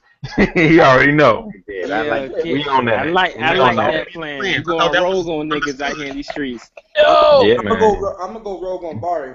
Yep. Pause. That's on y'all, but yeah, that's all I gotta say about the Ubisoft conference, man. I was down to get that out. Jason Derulo, I hate you. Yo, man, but I agree with everybody what they say right here. I think Ubisoft had a solid performance as well. That For Honor, they kind of lied because I ain't signed up for that beta yet. I don't know where the thing is at. Where the beta link at? Where's the links? Like my man Mr. T Tech says, show me the links. Where's the beta? ForHonorTheGame.com, bro. Yeah, you gotta go to ForHonorTheGame.com. Yo, I went on the website, man. They told me I gotta sign into Uplay. I signed into Uplay. I don't see no damn beta sign up, bro. You know what I mean? Let's keep it real. But yo, let's move along, man, because we got two questions that we want to tackle real quick. This is leading right into Sony's conference as well, because it's going to be a celebration. But he pretty much shout out to my man Keverson. Pretty much you guys can also email us at TheCouncilPodcastYT@gmail.com, just like my man Kevin did. He said, "What's good, the Council Podcast? Here's my question: why are fanboys downplaying the megatons at Sony's conference?" Yo, can we say that till we get to Sony's conference, man? Say that question. We're gonna lead into the Sony conference right with this.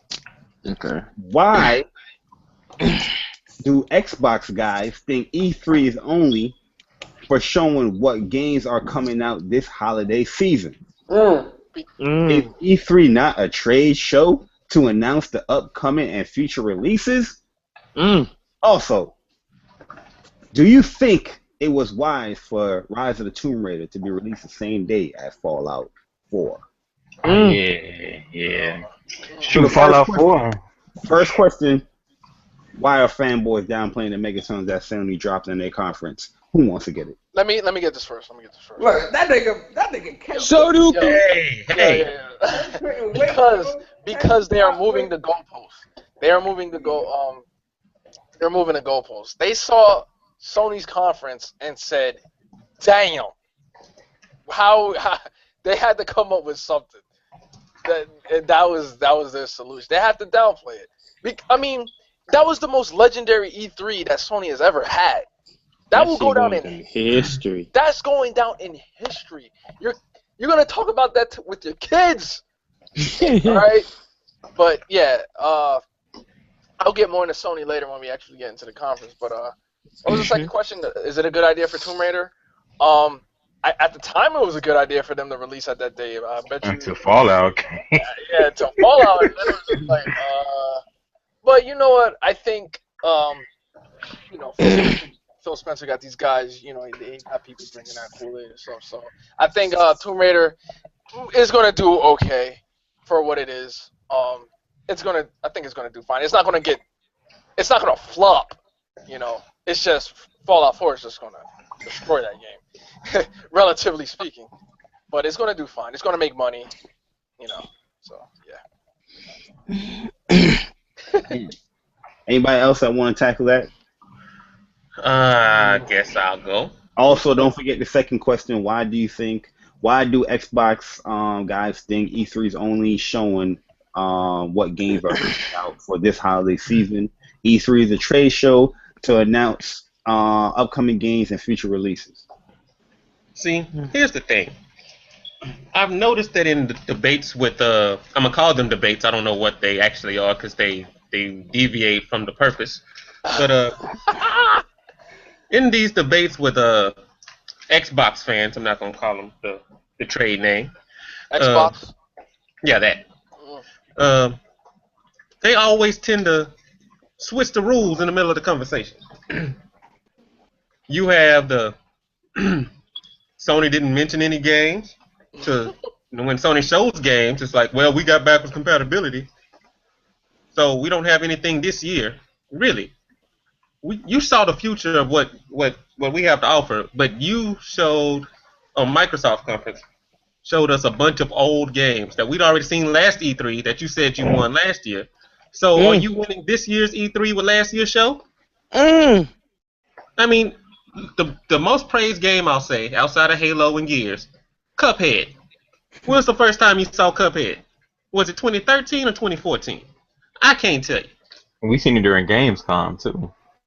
Yeah, we've been seeing Cuphead forever. It ain't like that's new. You knew Cuphead was that new. game is also co-op, so that's kind of dope.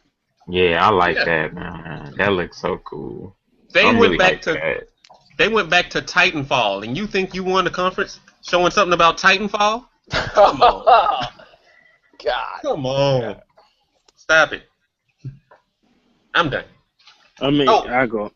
What was the other questions, real quick? Tomb Raider coming out the same day as Fallout. Yeah.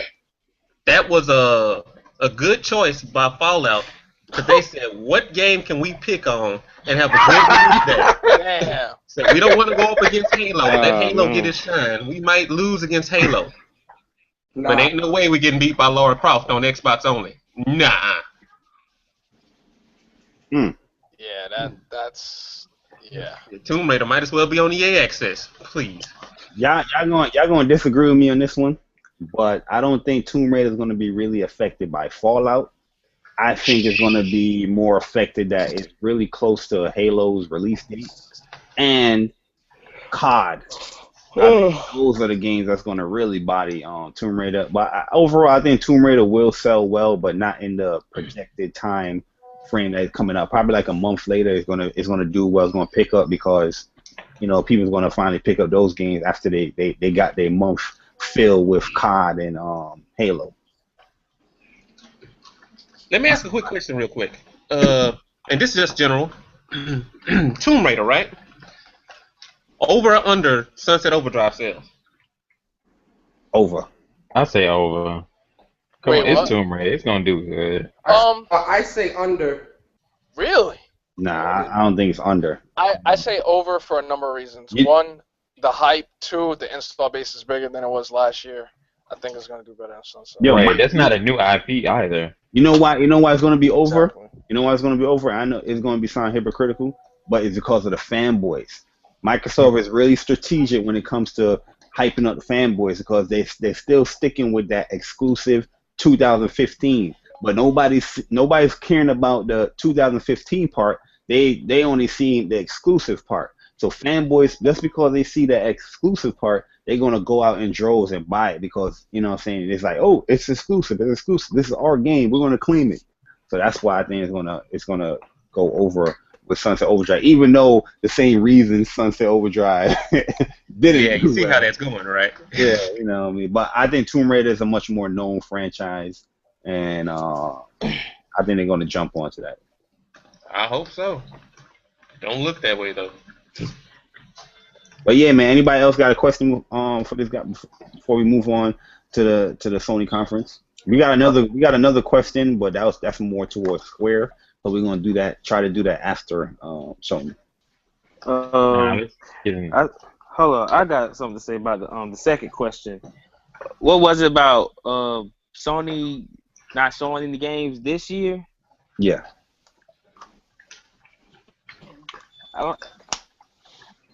I feel like Sony been feeding us all games, and maybe big, but we still getting games. You breaking up, Vic. Yo, he sounded your voice. He sounded right, like we hearing bits and pieces of your voice, G. Yo, he sounded like T-Pain, yo. Yo, Vic sound like he got the wind up going. Like he cranking up his point. Vic sound like Persona used to. Oh no! Oh no! Not a pedo kidnap chamber. Let me say my piece. Let me say my piece real quick. That's fine. With the whole fanboys thing, we've had this conversation so many times, and it's like it's like the answer changes, but the problem never does. Fanboys will say and do anything to make their side look better, regardless of what it is.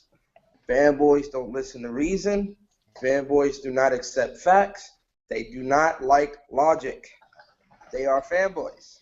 They do not like these things. They will block you. They will delete you. They will screenshot you. They will hack you. They will do anything to make their side look better. So saying anything from a logical perspective will not work in this aspect because fanboys do not accept logic. It's that simple. As far as what was the second question? So you rhymed. You forgot what the hell you was gonna talk about. Why do you think that E3 is about showing the games that's coming out this year and not for the future games that's coming? I look at it like this. I look at E3 as the World's Fair. You know how the World's Fair happens every 50 years? And every 50 years, they don't show you the tech. They don't show you the tech that's coming out today. They show you the tech that's coming out in the future. So E3 is like the World's Fair. They show you things to look forward to, and they show you the innovation and leaps in technology that they've taken that has taken place within the gaming world and technology world over the last year. That really is the purpose for E3. And also, E3 more so isn't for the public, it's for investors. You know, E3, when it comes to like Sony, Microsoft, Nintendo, all that is meant for investors. Investors are the ones that really are looking at these conferences and really judging whether they should continue investing in this company or not. That really is what E3 is meant for. So in that aspect, I feel if I was an investor, I would be more. I'm such a fanboy right now. If I was an investor, I would be more inclined to invest into Sony because Sony showed a better outlook on the future and what it is that they were working towards. Hey, Persona, you saw Square Enix's stock after Final Fantasy. But this is what I'm saying. Yep.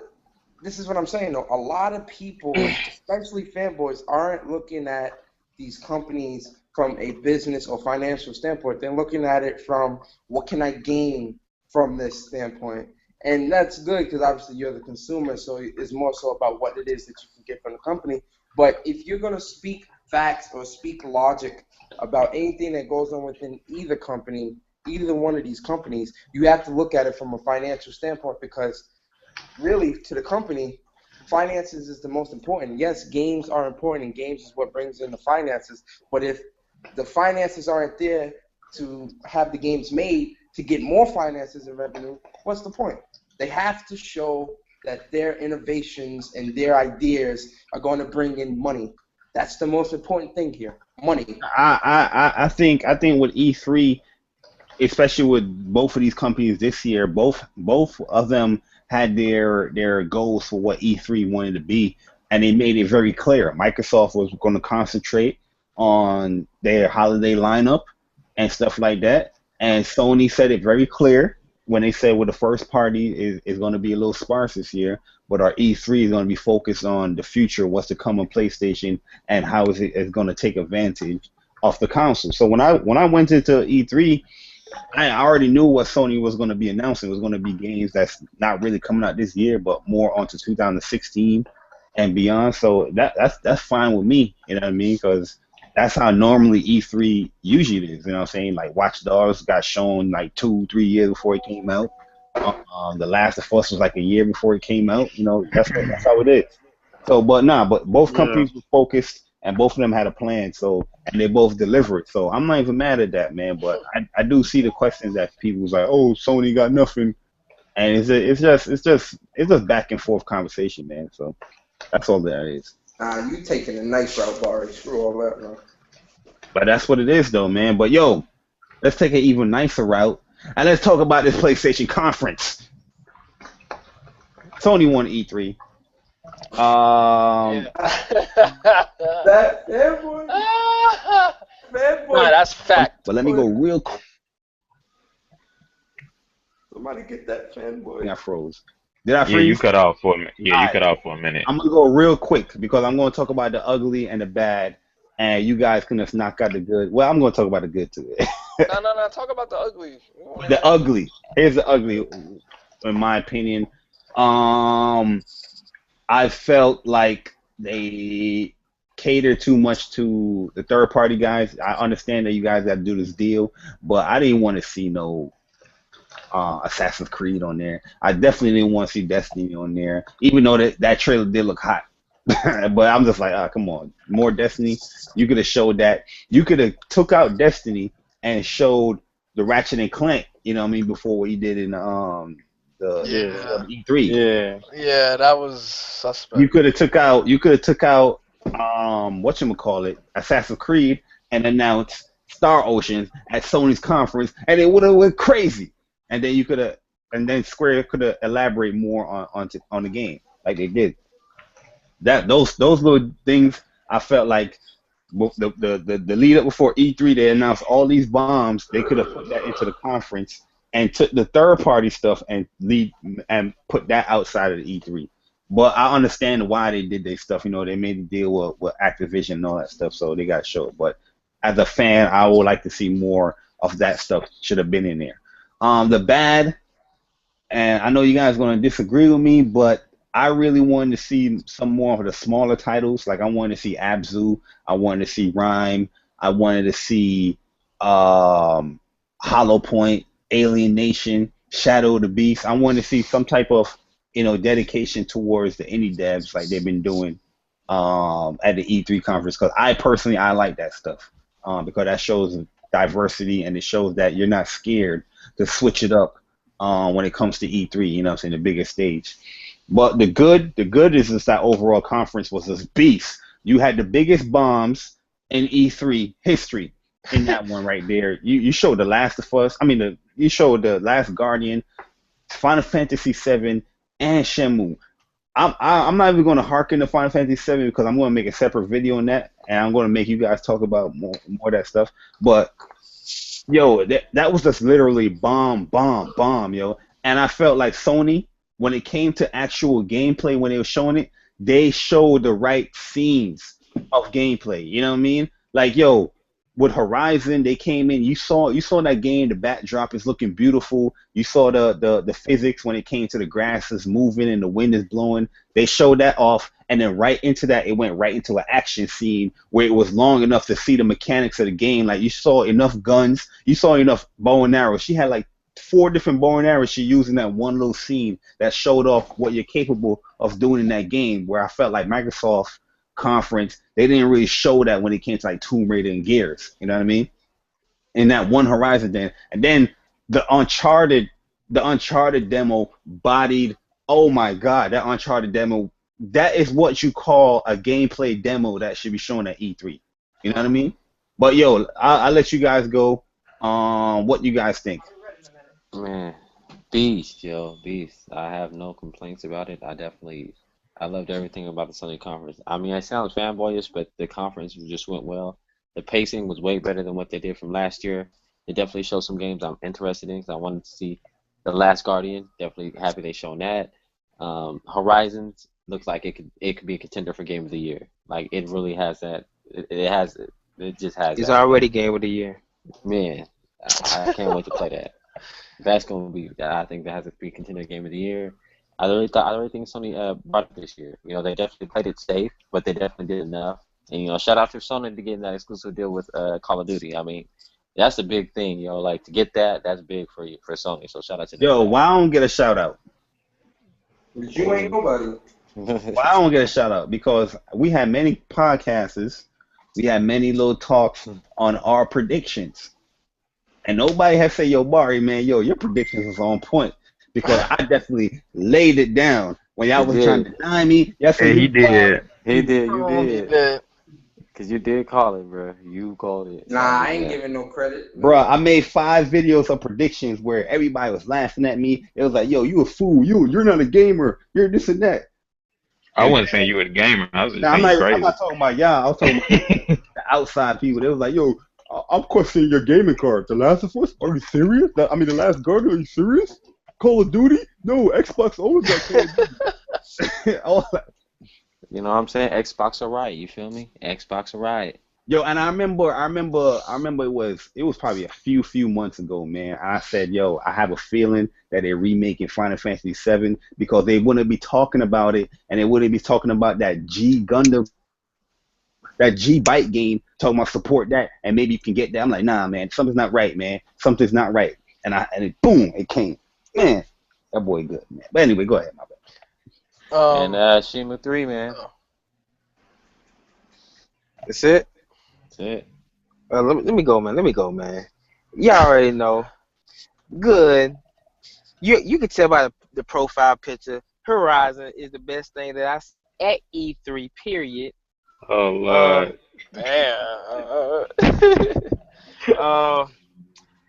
The bad. When looking over that conference, I felt like Sony should have announced at least one more game. Yeah. At least one more bomb. I felt like I'm mad I ain't see Crash Bandicoot, man. I want Crash Bandicoot. Activision got that license, bro. I mean, I ain't gonna talk too much, but I got some people in the higher ups that's talk. I ain't gonna say too much about that, but the conference overall was PlayStation 1. Sony's the best. You can't tell me nothing. I'm fanboying right now. Let's go. All right, let me go real quick. All right. Wait, I lost all my train of thought. Shout out to my girl Sit Lolly. She's listening. I know she's listening right now. But back to the Sony thing. I'm gonna go with the things I didn't like. I didn't like how they didn't show Ratchet and Clank, man. And I never played any Ratchet and Clank. I never really gave those games a chance.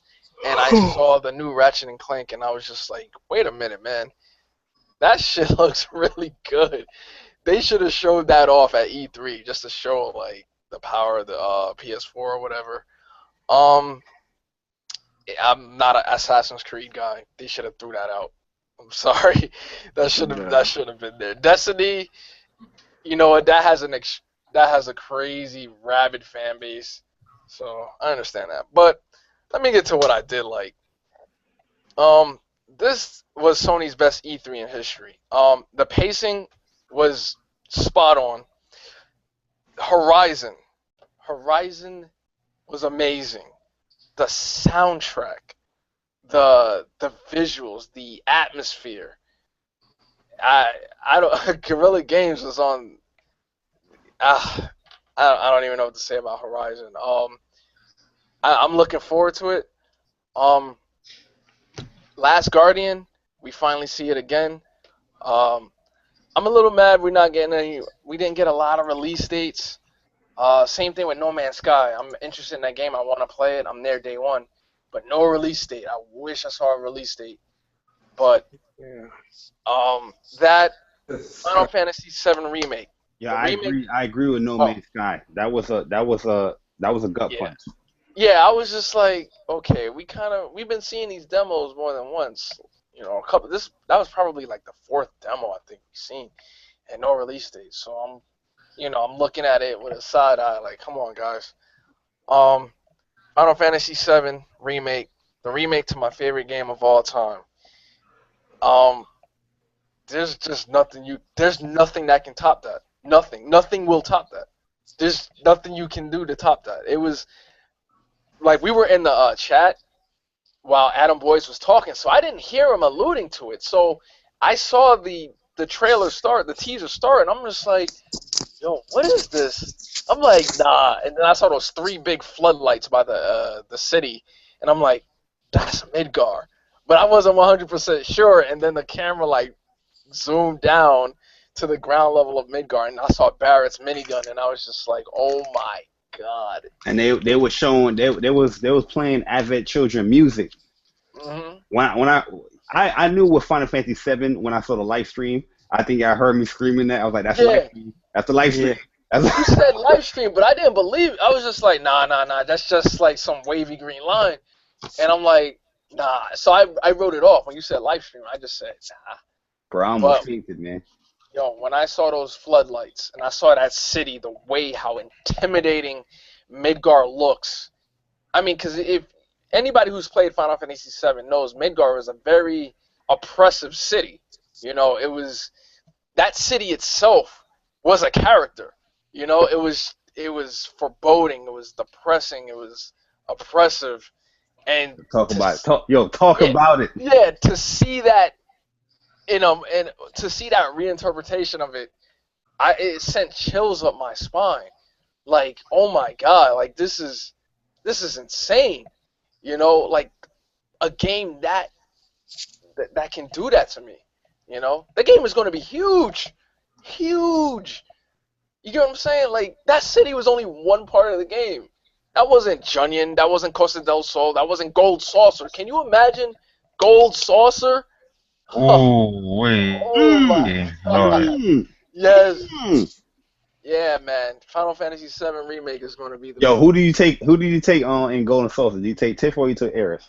I took Tifa. Take Yuffie. You should have Yuffie by then. You take Yuffie. Nah, but Yuffie, to get Yuffie in the gondola, you had to treat Aerith and Tifa like crap throughout the whole game. That's how you get Yuffie in there. It can happen. It can happen, but it was like if you used Aerith like more than once. Wait, what? No, I'm just saying. Go ahead. No. But Sony's. Let me end this because I'm going on too long. Sony's conference shows me the direction that Sony wants to take the industry. Sony is back at the helm right now. And when they're at the helm, good things happen. Look at these games. The games we didn't even see. Star Ocean 5. You know what I'm saying? These RPGs, JRPGs. We're getting Tales in October. You know? I think we're progressing. Sony is more of a progressor when it comes to gaming. Microsoft is more content to keep things where they are and make that money. You know what I'm saying? I'm not knocking them for that. But if we want to see things go forward, you got to go on Team Sony, man. They won E3 for me. That's a bold statement. Yeah, it is. But I'm a fanboy, so what do you want me to do? I respect that. I respect that, man. One thing I'm going to say, with that building the list segment that Sony created, building the list, anything is possible. That E3 conference showed that anything is possible. I got hit them Twitter streets up, man. Yeah, that's true. Crisis Core is next. Yeah, I'll go real quick. The ugly is there was no Crisis Core announcement. Get that out of the way. The bad is that me personally, I wanted more Project Morpheus being shown, but I understand why they can't do that because it doesn't make sense to show it if you're not seeing it. Yep, I agree. But I was impressed with what I saw. Also a bad, you should not have a guest speaker that's more excited than everybody in your conference. That guy for Disney Infinity. Oh yeah. Yeah, that man like Star Wars, man. Leave that man alone, yo. Yeah, that dude was super. Wasn't he excited? That's He made cool. you want to go buy the game right then. I was like, damn, am I missing something in Disney Infinity? Go check this out. Already got the text messages, bro. But outside of that, get to the good. I'm not gonna comment on stuff that y'all commented on too much. First off, anybody that has a presentation that makes grown men cry win. Let's just scrap that right there.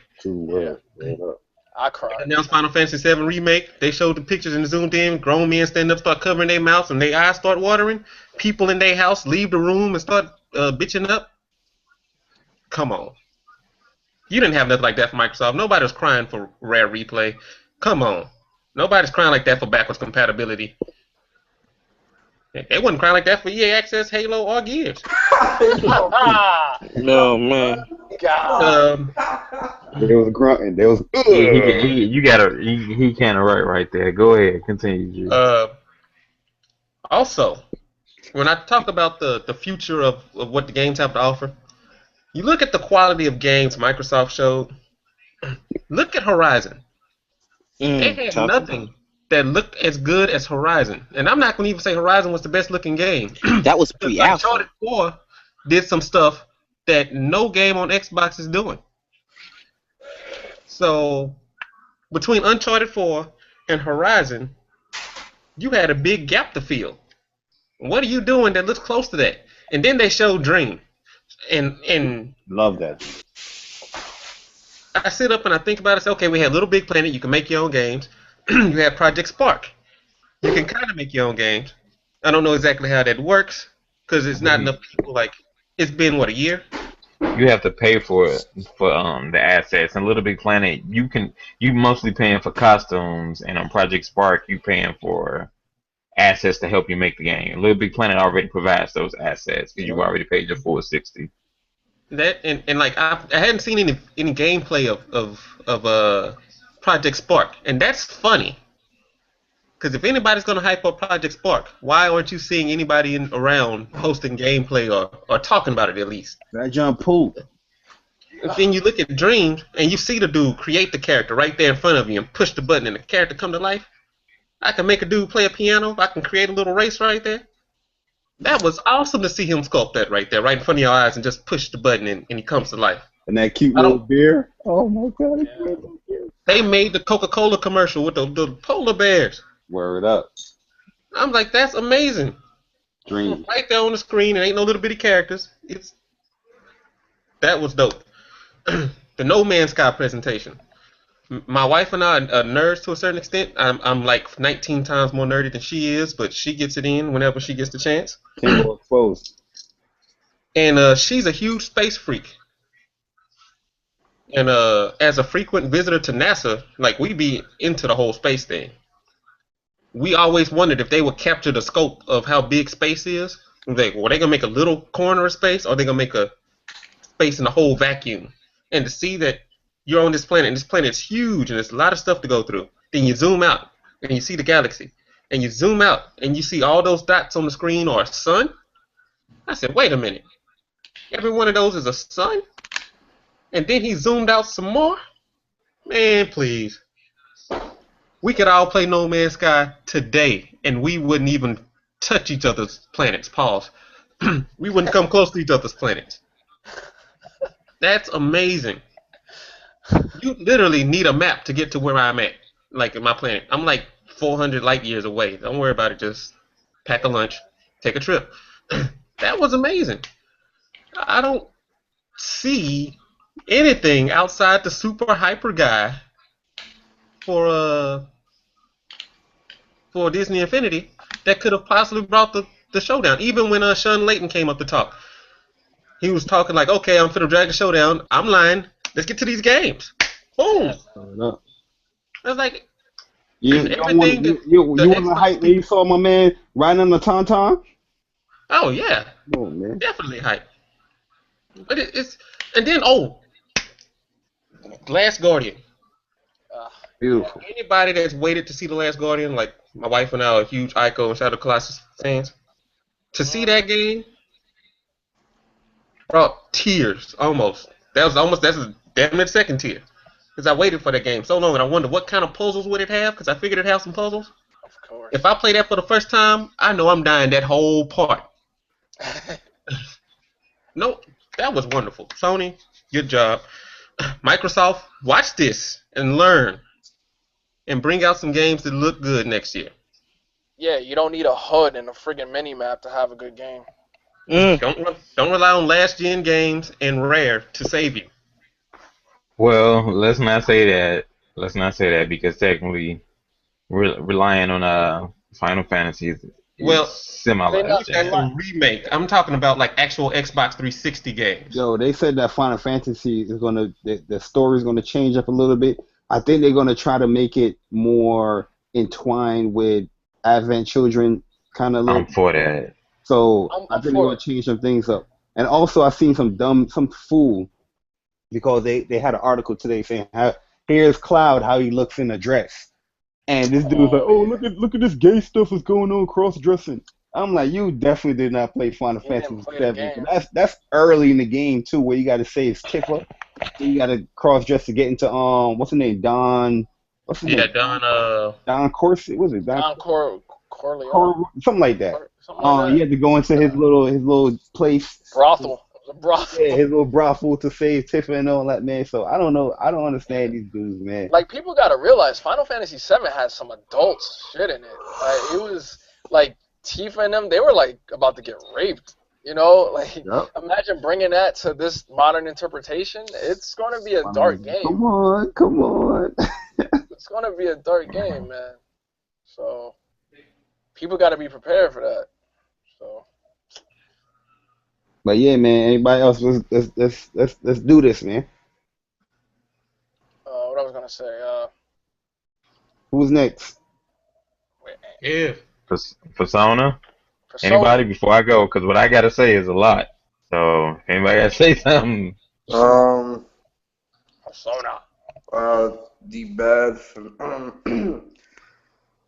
The bad for me out of that whole conference is the fact that it ended. The good for me is Uncharted. Like, I mean, Last Guardian and Final Fantasy VII, those are huge to me. And I'm definitely excited about those. But, you know, I'm also excited for that Uncharted. And seeing those action scenes and seeing that gameplay, man, dude, that blew me away. Yo, also too, Square, you better leave that battle system alone. Leave that battle system alone, just like how it was in Final Fantasy. If you're gonna upgrade it, no. Wait a second. Have it like no. Or have it like 10. How you cut me off? Yo? My man, go ahead. Later, yeah. Yeah, in Horizon, the good for me in Horizon is when she used that catapult, not the catapult, that the rope caster. That's what it's called. Rope caster thing or whatever. And she shot it at him, just shot it at the ground to make him stay. Yo, I was like, this game is amazing. Yo, why Vic try to correct you like that though? Damn. I mean, That's all good. I'm the expert in this game. I'm all over this game, man. I'm all over this game. You ain't no damn expert now. Man, what's the name then? What's the name then? Yeah, what's the main character's name? I know her name. What's the name? You don't know. It's Aloy. Come on, continue. Go ahead, continue, man. I got the name. Shit, I ain't gonna lie. I ain't gonna lie. Why he did Persona like that? Yeah, it's all good. I'm done. All good.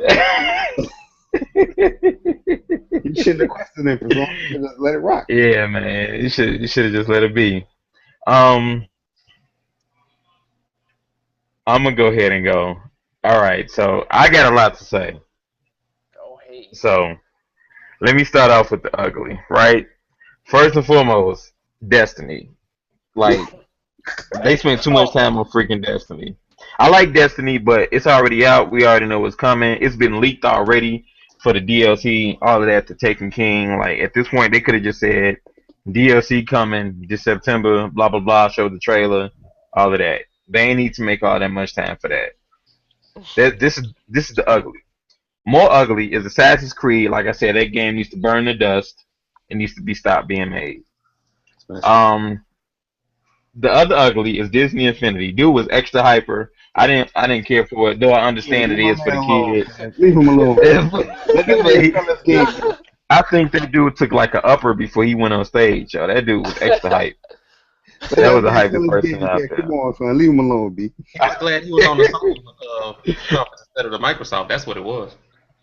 Man, the the ugly was also just Andrew House coming up to talk about PS Views, Spotify, stuff like that. Like we already know it. Y'all do another advertisement for that.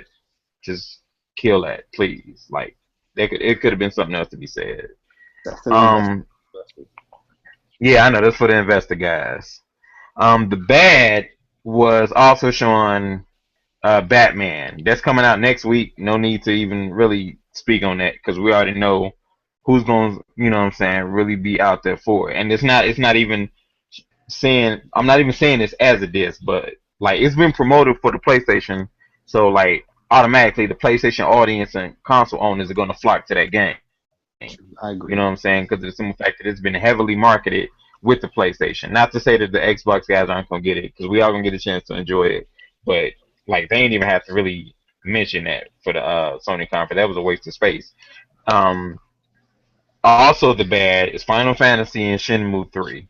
Now, before y'all get on me, listen. The bad about it is the simple fact of it's good that it's coming, but realistically, that's not coming until like 2017. That's the bad for me, at least. Also along with that, the bad is the simple fact of like some of the games that they revealed this week they could have really saved for their actual conference. Like Ken said, Ratchet and Clank. You know what I'm saying? They should have put that out there. I felt that Star Ocean would have been a bomb. You know what I'm saying? What else?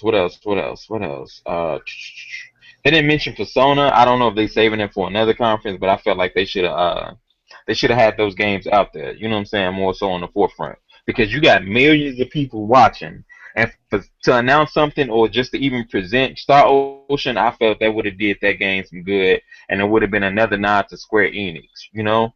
Yeah, I think Persona in that one they should have did that, yo. Real talk. Yeah, they could have swapped out like that Assassin's Creed and Destiny talk with Star Ocean and Hellblade, because those games I believe deserve recognition. All right, on to the good. The good is Last Guardian. Thank God this game is coming out. Like I said on our after show podcast, people who was hating on the game, talking about the game Sony broke and it's not gonna ever come out. It's coming out, so y'all can finally shut the hell up. I'm so sick and tired of you dudes. Let Draft Club come out for free, and the circle will be complete. You hear me? The circle will be complete. For real. Also, let's see. Final Fantasy, Ratchet and Clank, and Horizon, and Last Guardian. Those were like 4 emotional moments for me. Just like I was so hyped. And Uncharted 2, but I knew that was coming, but these things were unexpected, so I was like really happy about it. Final Fantasy had me so hyped, like I was throwing up forks, stacking it on the balls. Chicago folks know what I'm talking about. I was hyped. I was too hyped, for real. Straight up. It feels almost unrealistic still to know the fact that Final Fantasy 7 is going to be remade. Shenmue, that was just like the salt is still coming in because all people are talking about is the Kickstarter and stuff like that. But but you know what I'm saying, the fact I think it's the fact that it's an exclusive that people are now all of a sudden having a problem with Kickstarter because they say that it's being backed by Sony. Why did they do it in the first place? But another example of this of a similar situation is with Mighty Number 9. Mighty Number 9 was started from a Kickstarter, but now it's being partnered with Deep Silver Games. But I don't see nobody complaining about that. You know what I'm saying? What about Oculus? Oculus started off as a Kickstarter. Now it's being partnered with Microsoft due to Facebook picking them up. Yeah, man. Like all of that stuff, like I feel like Microsoft had a good conference, but honestly, just looking back at it, even off the hype, go on YouTube right now and tell me how many reaction videos you have for Microsoft conferences. None. You know what I'm saying? Right now, for that backwards compatibility. No, seriously. You don't see them. You don't see any videos of like reactions to, you know what I'm saying, backwards compatibility in Halo. Given those are good things, those are positive things. But you know what I'm saying, when you drop The Last Guardian, Shenmue, and Final Fantasy, like these are like real gamer emotions that's being tapped into. You know what I'm saying? It's nothing. I don't care what you say. It's nothing that's going to amount to that. Like I said, Microsoft had a good following and a good showing for E3. I'll take nothing away from that. But it's nothing that will compare to that because you were tapping into like people's real emotions there. The Last Guardian is something that people, you know what I'm saying, was waiting for years for. Hell, I was waiting for Final Fantasy 15 for years. You know what I'm saying? The last what up, Final Fantasy, that's loved by so many people. Like even if you're not a Sony fan, whatever the case may be, like the fact that it gets supported even on PC and stuff like that, like it's not, man, it has such a like a deep following, yo. And then Horizon, that was a good IP being showed. That music, it just captured your emotions, dreams, captured you. You know, even if you ain't understand it, like it was interesting and it made you want to know more. And he saw that he pretty much came out there and got done what he sought out to do. Yes, emotions. Final Fantasy VII, even for Yeah, me, like man. I love that game to death, man. Like, and I don't care. This is when the bias is finna come in. I'm finna get my fanboy on.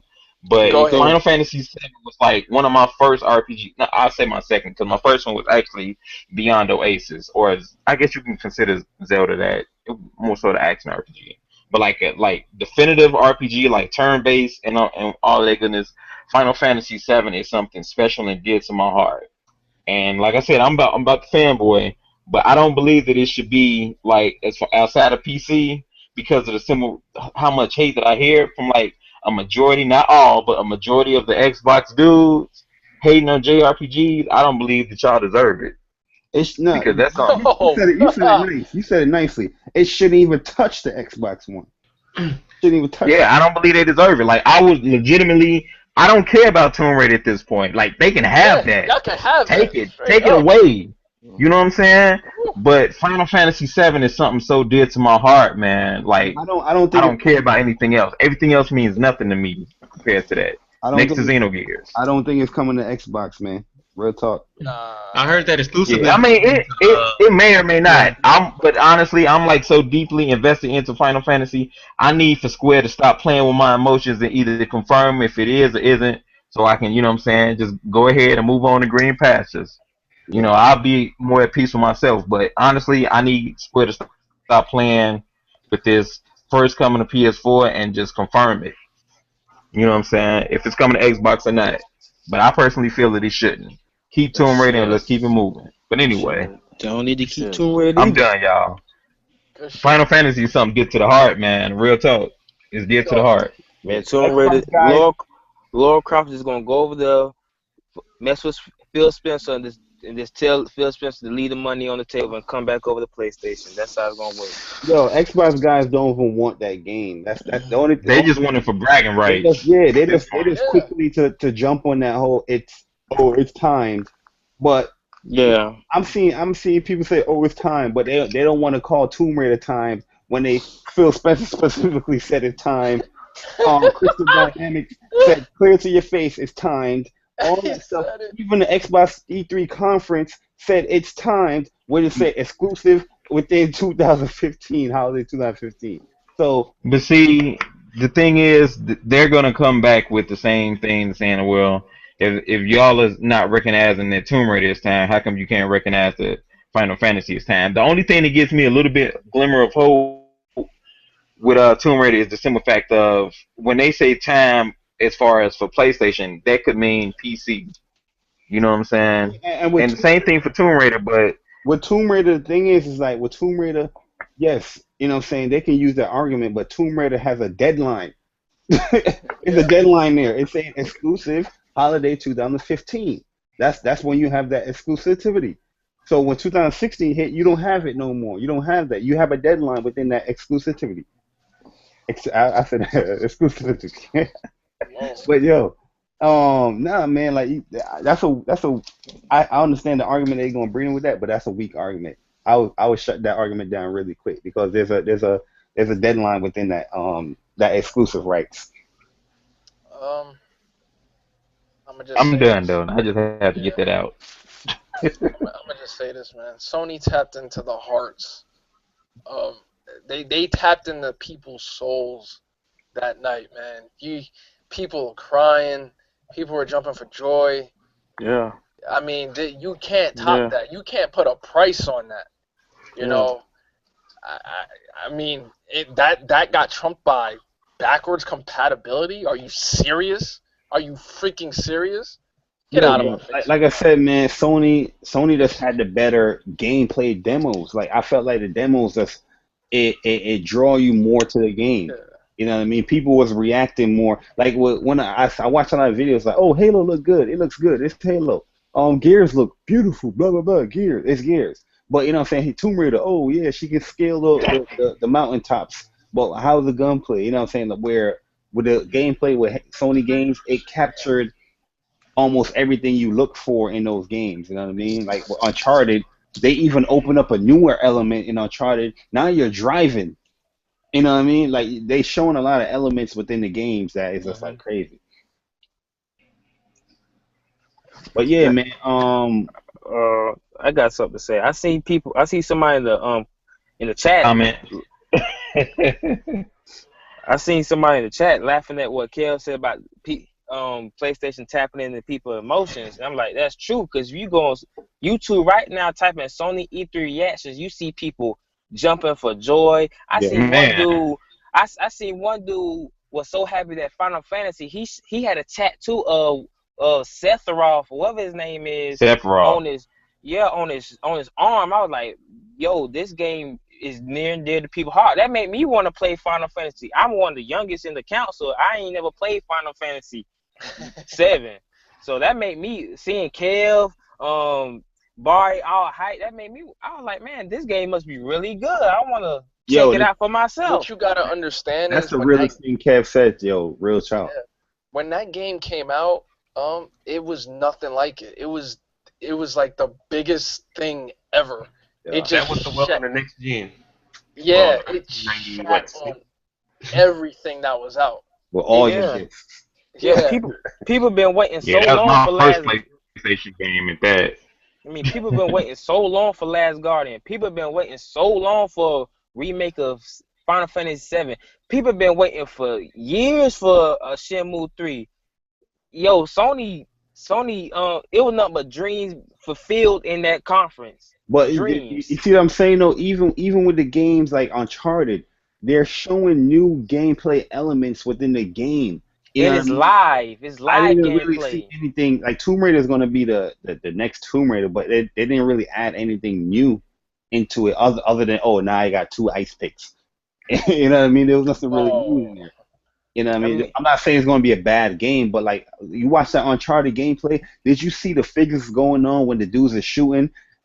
Destructible environments. My man hid behind the bag. The smoke the smoke from the bag is coming up while the bag is deflating. Yeah. You know what I mean? He's moving around. He jumps. Attention to detail, man. Punch the dude in the face and just grab his gun. Then now you're driving, and it's not like a set, on rails type driving thing. You can go around anywhere you want driving. Like that's new to Uncharted. You know what I'm saying? Like yeah. And that's just amazing that they showed that in that one gameplay demo. And people, listen, man. Horizon was pre-alpha gameplay. Let that sink in. Yeah, Horizon is like the best looking games. That was pre-alpha, man. Out. But yo, let's close this up, man, cause we're going back to our old days, the 40s. But yo, let's do our outros real quick, man. And let's get up out of here, man. So, Ken Masters, sure you can. Yo, thank everybody for tuning in tonight. I think we had the most viewers thus far, I should say. Yo, just man, I don't even know what to say. I'm still in awe over E3. Yo, all jokes aside, yo, the gamers won E3, well, except for Nintendo fans. But a lot of people won. A lot of people won E3. The Nintendo was Microsoft. so bad, we didn't even talk about it. Oh man. Yo, We might do that next podcast though. Nah, yeah, that's a waste of time. Microsoft fans, they got what they wanted. Sony guys got what they wanted.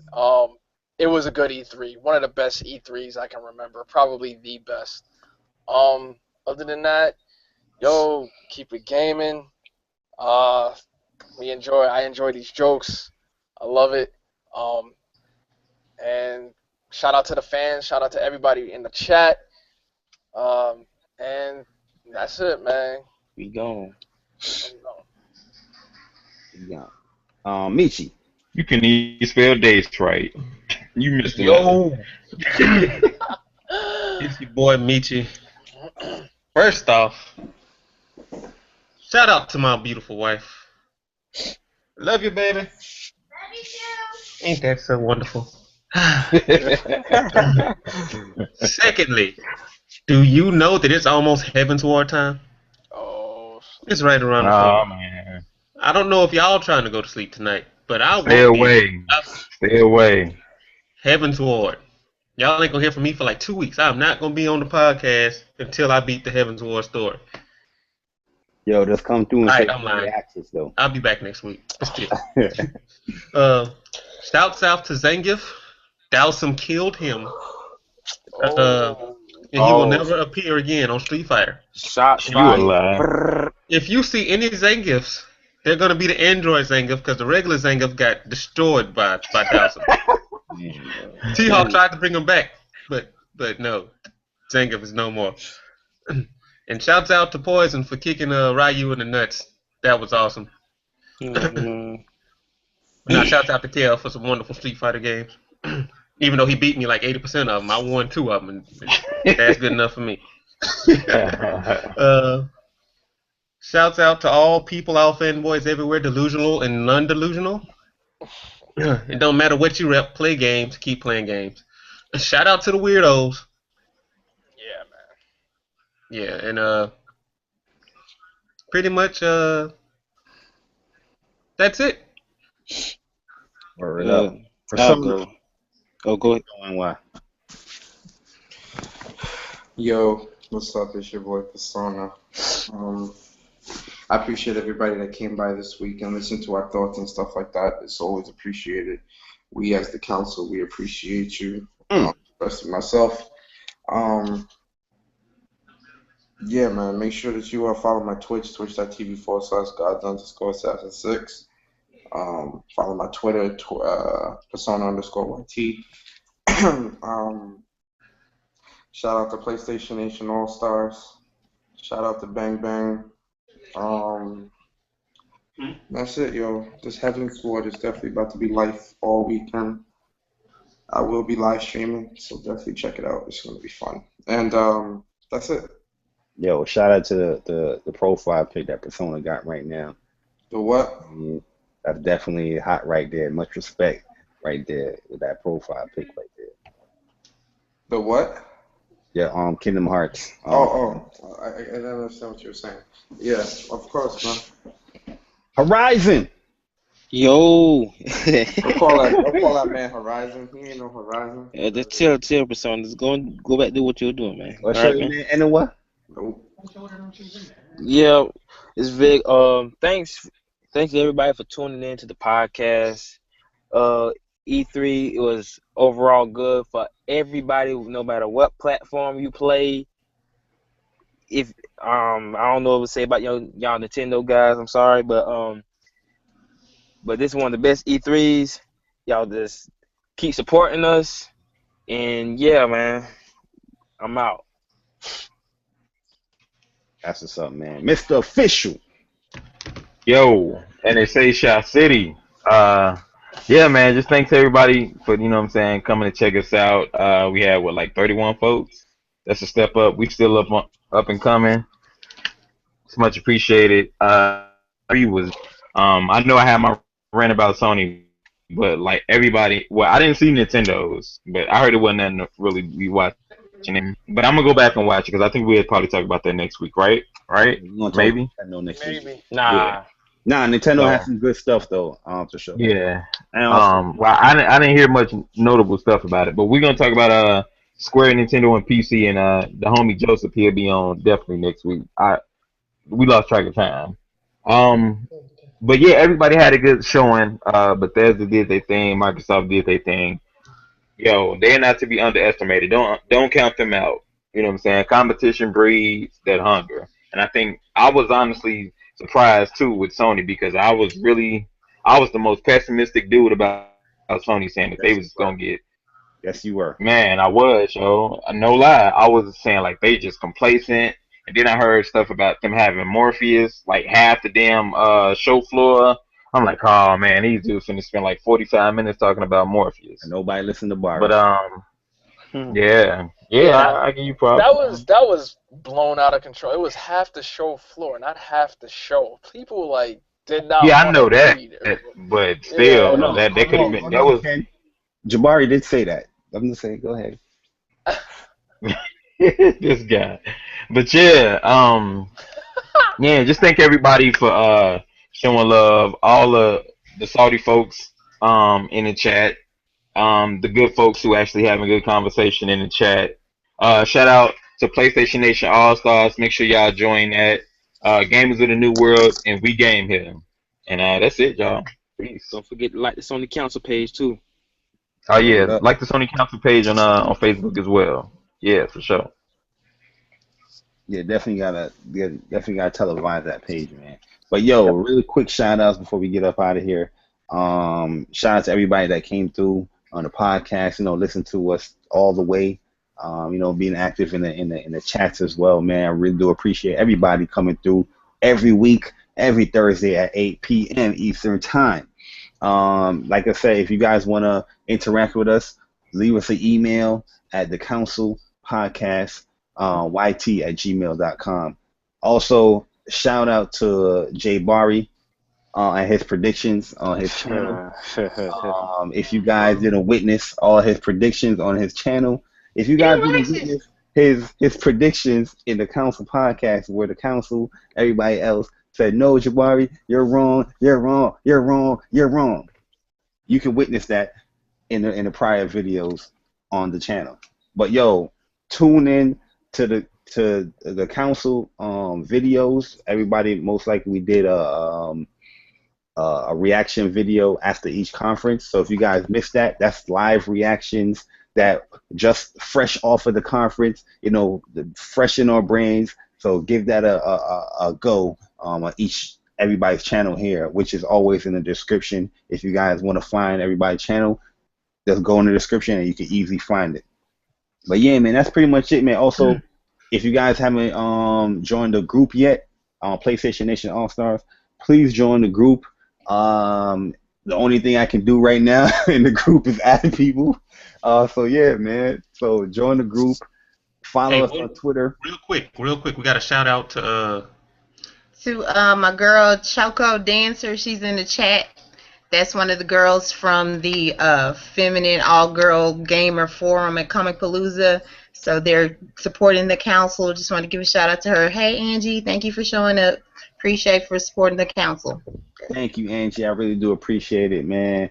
And shout out to, what's their podcast again, Timley? Say it again. Heels and Headshots every other Saturday. We should be having one this Saturday night at 9 o'clock.